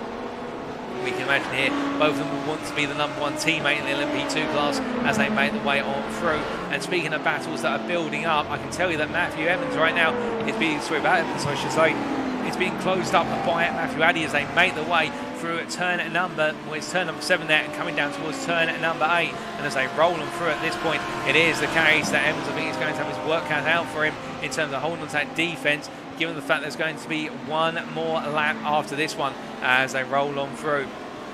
But as they come charging on through here, the race leader making his way through turns 11 and 12, Chris Daines, will be taking us on to what for him will be a 37th tour of the Watkins Glen International circuit. And as they make the way on around, it is the case that Evans right now has to hold on for one more lap, as we're seeing some more last minute pit stops here, including what was a pit stop for Stefan Gamble, not Stefan Gamble, Rasmussen, my apologies, for Morten Oosthus, and also for, I believe, Martello, as the race leader has now gone on to the final lap. And Frank Shin has also come into the pits as well. Plenty of last minute pit stops here, and could we potentially see some drivers run out of fuel right at the finish line? Well, we don't want it to happen, but it could happen, and we'll wait and find out with bated breath, as we do see Daines here making his way through the first half of the lap. He's not got long to go before he can take 2 back-to-back wins in the season opener. But meanwhile, Adam Delmont here, well, he's tucked in behind Skinner, his teammate, and it is the case that the two of them right now, I think, just navigating this one to its natural conclusion. They won't be going battling, as Matthew Addy, I believe, has he come out behind? Oh, Matthew Addy's out of fuel. I think, well, he's got to be out of fuel because he's just trundling along, and Matthew Addy has run out of fuel on what would have been his final lap. Will we see more of this? That is the question, because right now I think a lot of fuel tanks are looking critical, but that is even more drama as he has to park up there. Matthew Addy is out, as meanwhile it is the case as he makes his way through turn number 10. He started at the back of the pack for the LMP2s, he fought his way to the front. Was he aided by a safety car on the instant on the open laps? Potentially, but you can't deny it. He's put himself down as a firm favourite after the season opener, because as he comes through the final corner, it will be Verano Motorsports' Chris Daines who makes it 2 out of 2 in the LMP2 class. Here's your winner in the feature race here at the Watkins Glen International Apex Racing Academy lobby as he crosses the line ahead of Alistair Kirk, who put in a brilliant effort to finish P2, and those two in a class of their own compared to the LMP2 peers. Well, then it will be Gareth Williams who comes home in P3 in the LMP2 class, completing that LMP2 podium. Meanwhile, as he crosses the line very shortly, we do look a little bit further down the road because he's still got to finish the race, and that is Canary Garton here, who making his way right now through turn number 9 and up towards 10. Well, we have seen it time and time. We saw it time and time again last season from Canary Garton we saw just how strong he was in the Prime class, and well, he's nailed this one perfectly here in the feature race, because as he makes his way through the final 2 corners, it will be a win on the table in the opening round. As he makes his way through turn number 12, it's Altitude Esports' Callum Garton who takes the win in the GT3 Pro class, crossing the line, and it will be ahead of Tom Edmonds here, who comes home P2 on the podium, as the RD Sim Sport drivers has put in a sensational performance for the season opener. And it will be Billy Fletcher who's literally creeping to the line. Billy Fletcher's out of fuel, I believe, and that will be Matthew Hodges is going to come around and snatch a podium literally at the finish line in the GT3 Pro class. My goodness, and Billy Fletcher, I think, is not going to make it, as William Foyle comes around as well, and that will mean that William Foyle will just take that P4, and Fletcher runs out of fuel at the finish line, and he's not quite there. It's rolling, but meanwhile we have to look from Fletcher, because Stefan Gamborg Rasmussen, who we didn't get to see, has taken the win in the GT3 AM class. Apologies for not having him on camera across the line. And there is Matt Emmons, who has come home P2 in the GT3 AM class, and Jochen Seeger has come home P3, completing the GT3 AM podium. Now you'll notice that Fletcher has just crossed the line. Billy Fletcher's just managed to cross the line, but what a dramatic end with the fuel being so critical. But with all of our drivers now having been classified, let's see if we can get you those results once again. No, those results deciding not to appear on screen, ladies and gentlemen. We're going to have to look into that. We do have some difficulty with those race results, but nevertheless, it is the case as we bring up the alternative classification to show you the top 10 within each class. Give us a brief moment for that. You can see it is the case that in the end it was Chris Daines bringing home the win in the LMP PRO category, ahead of Alistair Kirk and Gareth Williams. Jamie Dory, Ed Lack completing their top 5. Robert Asunik, Dan Skinner, Adam Dillman, Alex Everett and Phil McDougall completing the LMP2 top 10. And then in the GT3 Pro, it was Callum Garton ahead of Tom Edmonds, Matthew Hodges, William Foyle and Billy Fletcher for the top 5. Lee Horn, Martello, Stefan Albanese, Eduardo Francescin, and also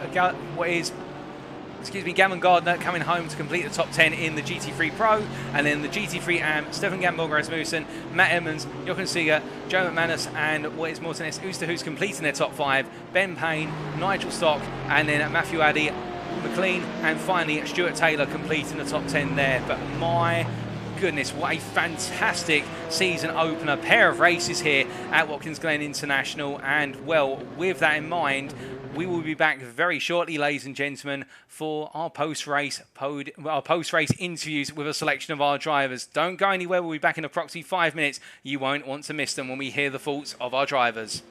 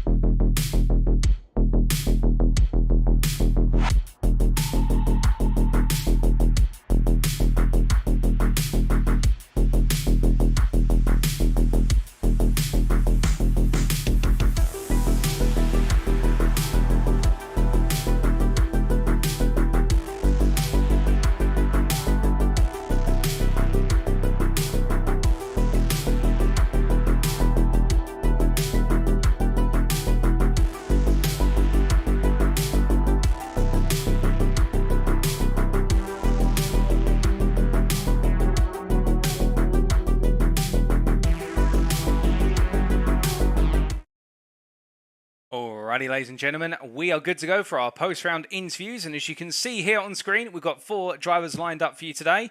Majority, all of them, in fact, in the GT3 class. We haven't got any of our LMP2 class drivers join us for post-race interviews or post-round interviews, but we're going to be starting off with Callum Regarton, who picked up a P6 in the sprint and a P1 in the feature, and that, of course, being in the GT3 Pro class. Let's bring him in to the interview room. Hello, Callum, can you hear me? I can, mate. Callum, looked as though it was quite tense and at the same time quite fun racing out there. How did you feel the racing went today at Watkins Glen in the season opener? It was busy, mate. It was very busy.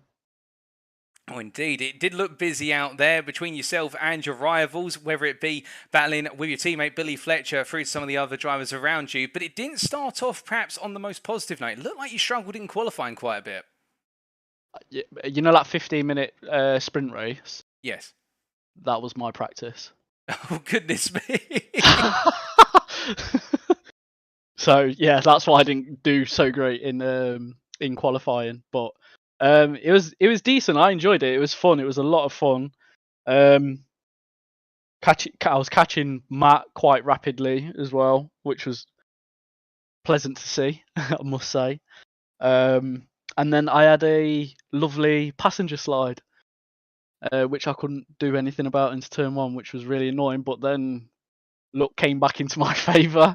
I was going to push Bill, but then I was seeing what the sort of the gap was between Tom and Bill, and I saw the gap was getting. Obviously, Tom had more fuel than what Bill did, so I thought I can't push Bill to the line, which was really really annoying. But yeah, great race. Happy with the win. Yeah.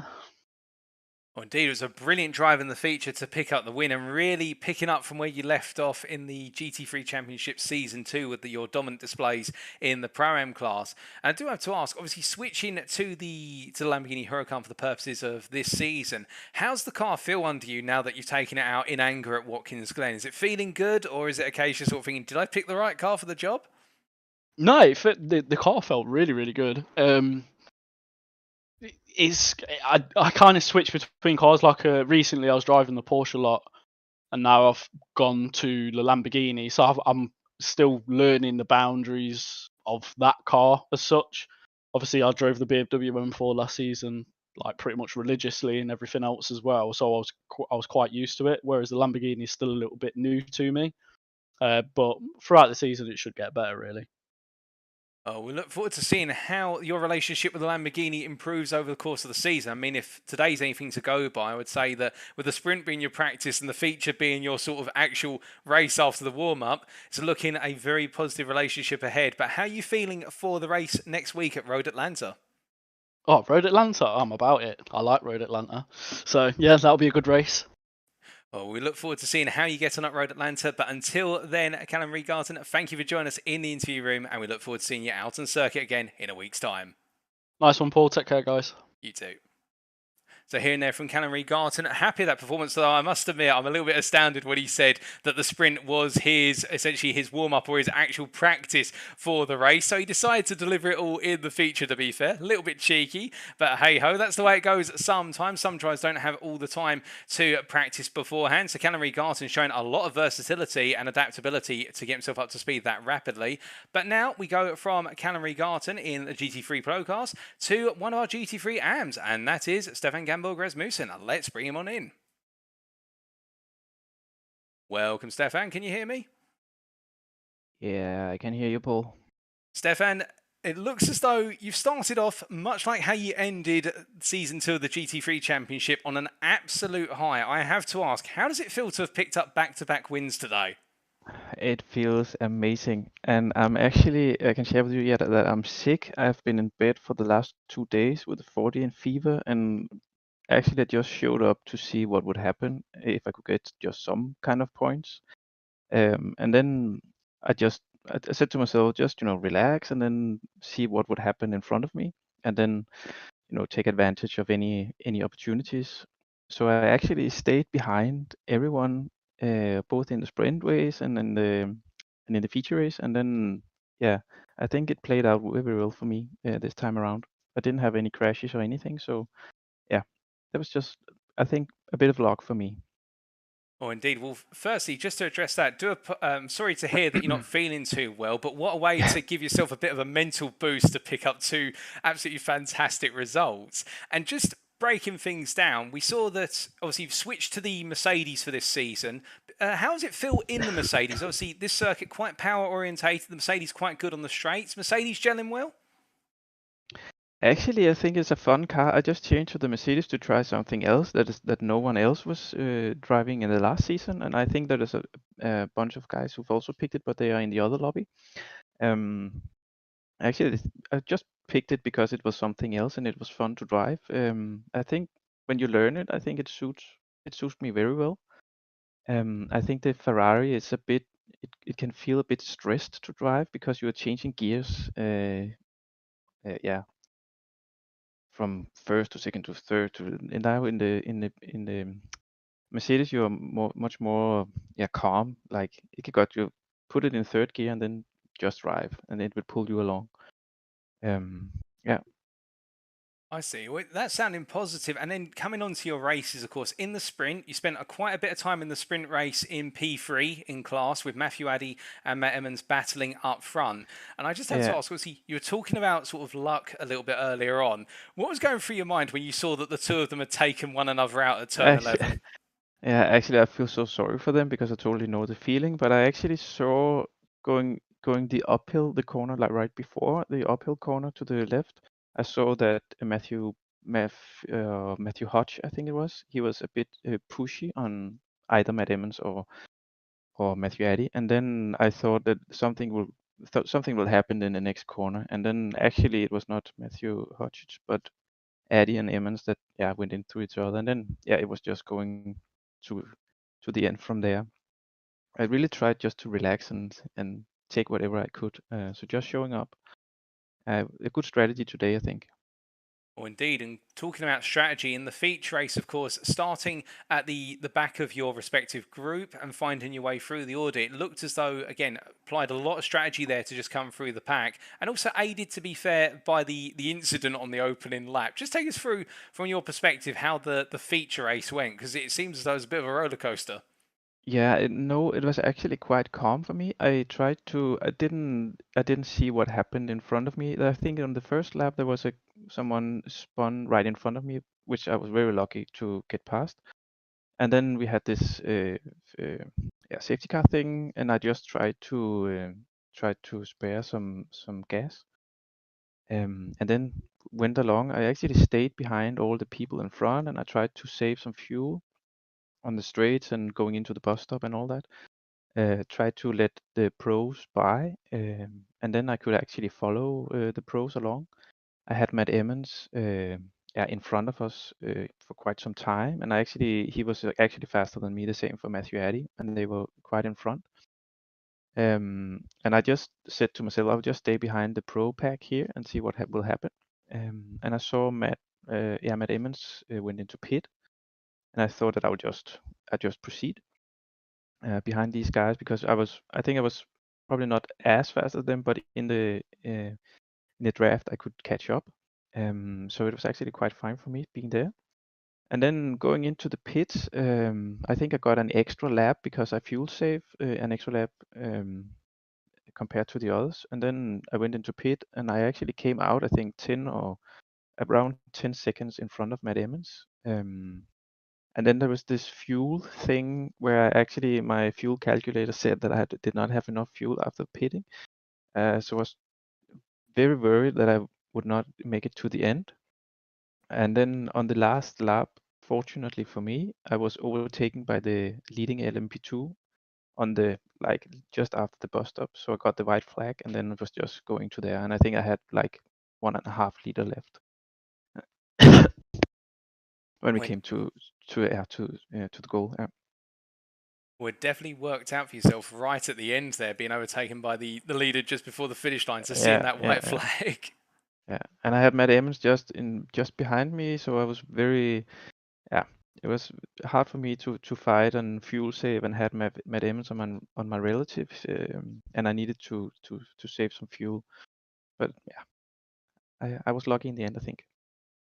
Well, It was a combination, I'd say, of luck and also consistency and just simply keeping your cool at the end of the day, which enabled you to perform very well and pick up back-to-back wins. And now looking ahead to Road Atlanta in a week's time, how are you feeling for the very tricky American circuit? Oh yeah, I remember that track from last season, and it was a very difficult track, and it's very fast, the downhill thing, and with the LMP2s, I think it will be very difficult. Yeah, I really think that if you can relax, I think that you will make a good result there, I think. Well, we look forward to seeing how you get on at Road Atlanta in a week's time. But until then, thank you for joining us in the interview room, and congratulations once again, Stefan, on a superb pair of back-to-back victories. Thank you, Paul. Thank you. So hearing there from Stefan Gamborg Rasmussen, who, as he was saying himself, not feeling too well and really just turned up tonight to see how things would go. But I think that will have raised his spirits somewhat. And to be fair, fortune was on his side quite a bit, particularly with regards to in the sprint, the two leaders in the AM class taking one another out towards the end, and also in the feature, just being able to avoid the carnage on lap one and gain through it and just play things right. But sometimes luck and playing it safe come together and it all works out accordingly. But we go from talking to Stefan Gamborg Rasmussen back to one of our other GT3 pros, and that is Tom Edmonds. Let's bring Tom Edmonds in here because he's had quite an up and down night, and I think there might be a bit left on the table for Edmonds, but let's find out.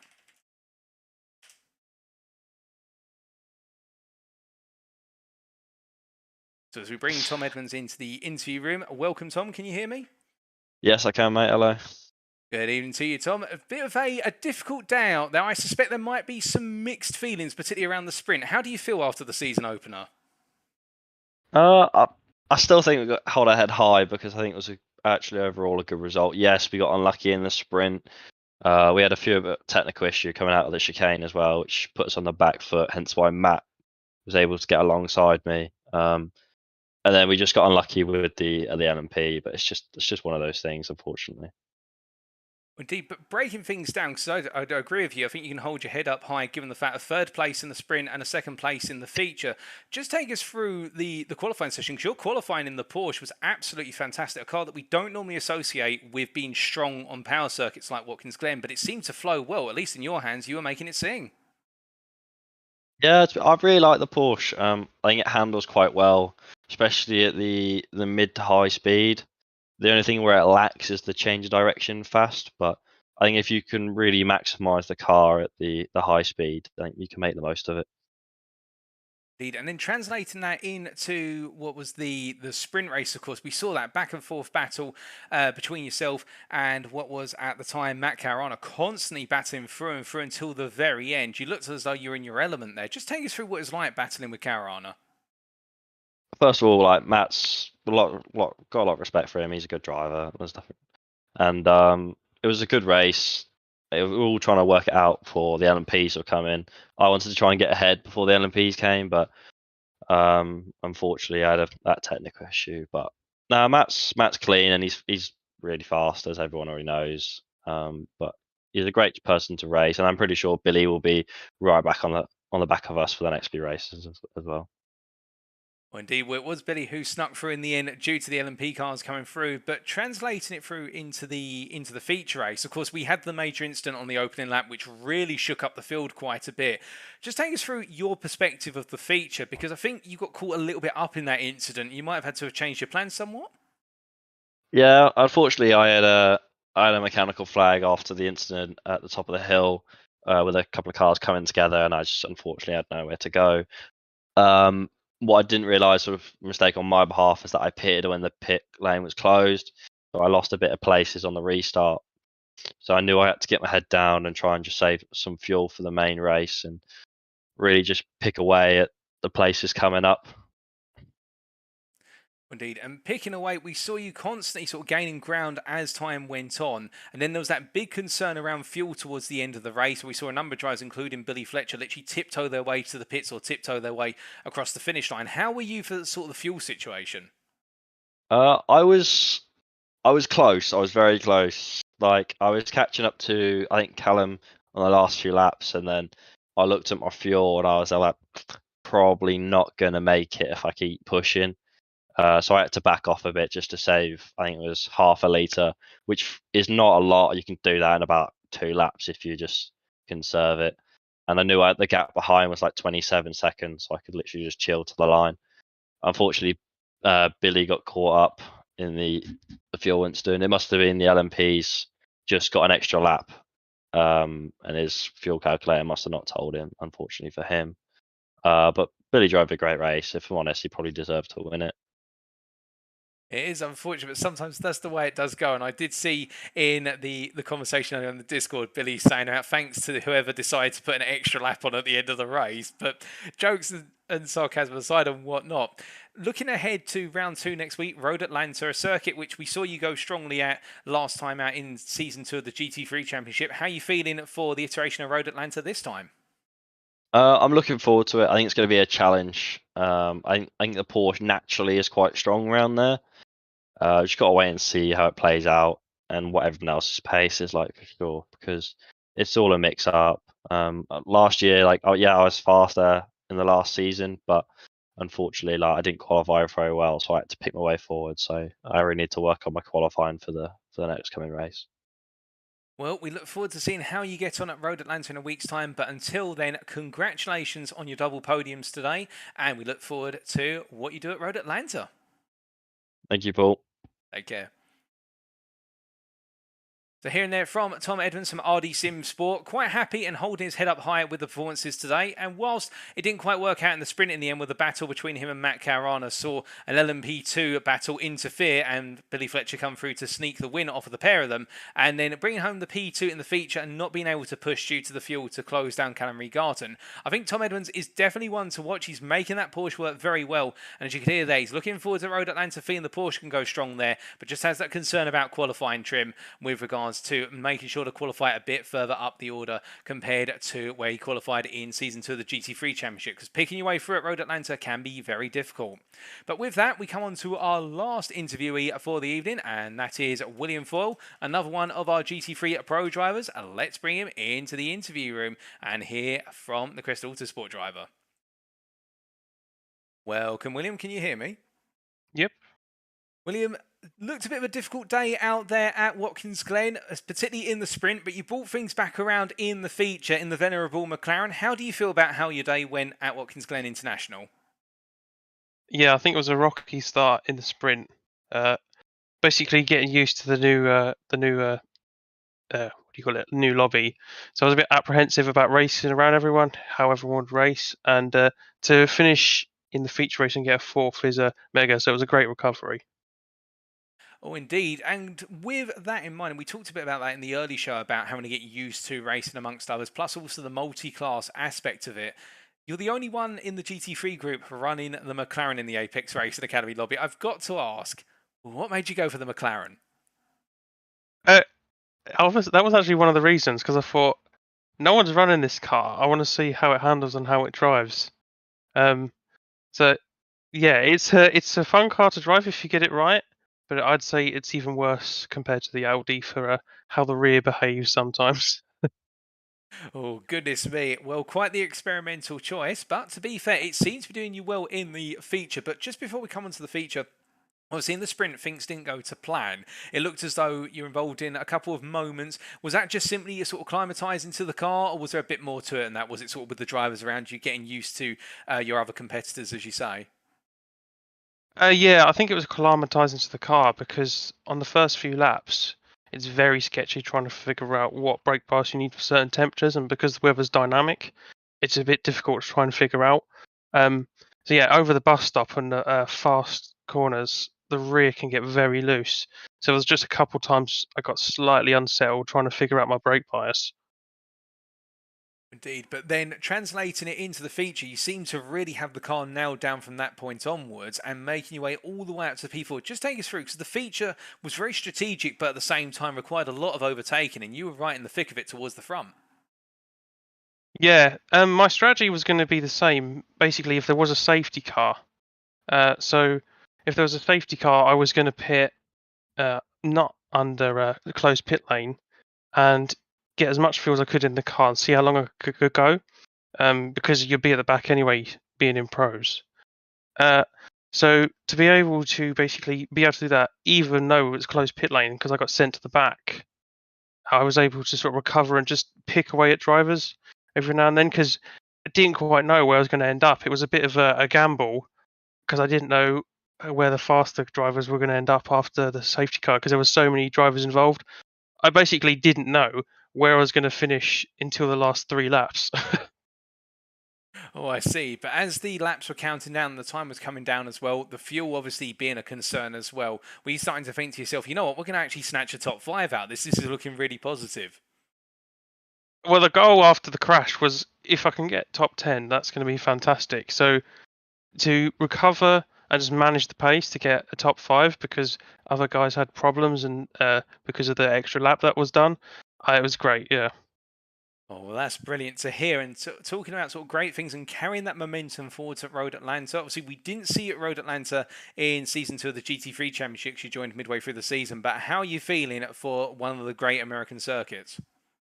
Yeah, I'm hoping the McLaren handles a bit better around there. Not too many fast corners other than, say, the first one.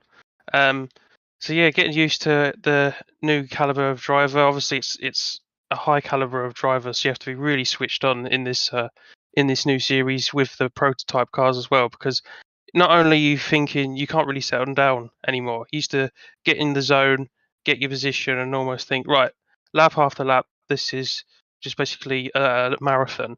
Now you're having to think so much. It's almost like mini sprints every time an LMP comes up to you. Oh, indeed.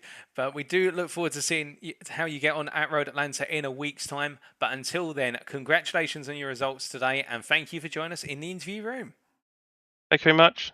Take care. Bye. So hearing that from William Ford, and quite an interesting mix of answers there, particularly when he talked about the reason he chose the McLaren, and one of the main reasons being because nobody else picks it, so he wanted to see how it performs, and wary of the fact that having to get used to the change in brake bias with the dynamic weather, dynamic temperatures on the circuit as well. And whilst that sprint race didn't work out for Ford, we did see him particularly have some difficult moments at the bus stop chicane where the rear came loose, and also at turn 1, where we saw the car essentially bounce after having a grounding moment on the exit curb. But coming back in the feature to pick up that P4, I definitely think that Folt is starting to tune into the car quite nicely, and I think going forward we could expect him to be a force to be reckoned with within the GT3 Pro category, and I reckon there could even be a podium on the cards, not necessarily at Road Atlanta, but definitely in the near future in this first half of the season. But we will wait and see with bated breath.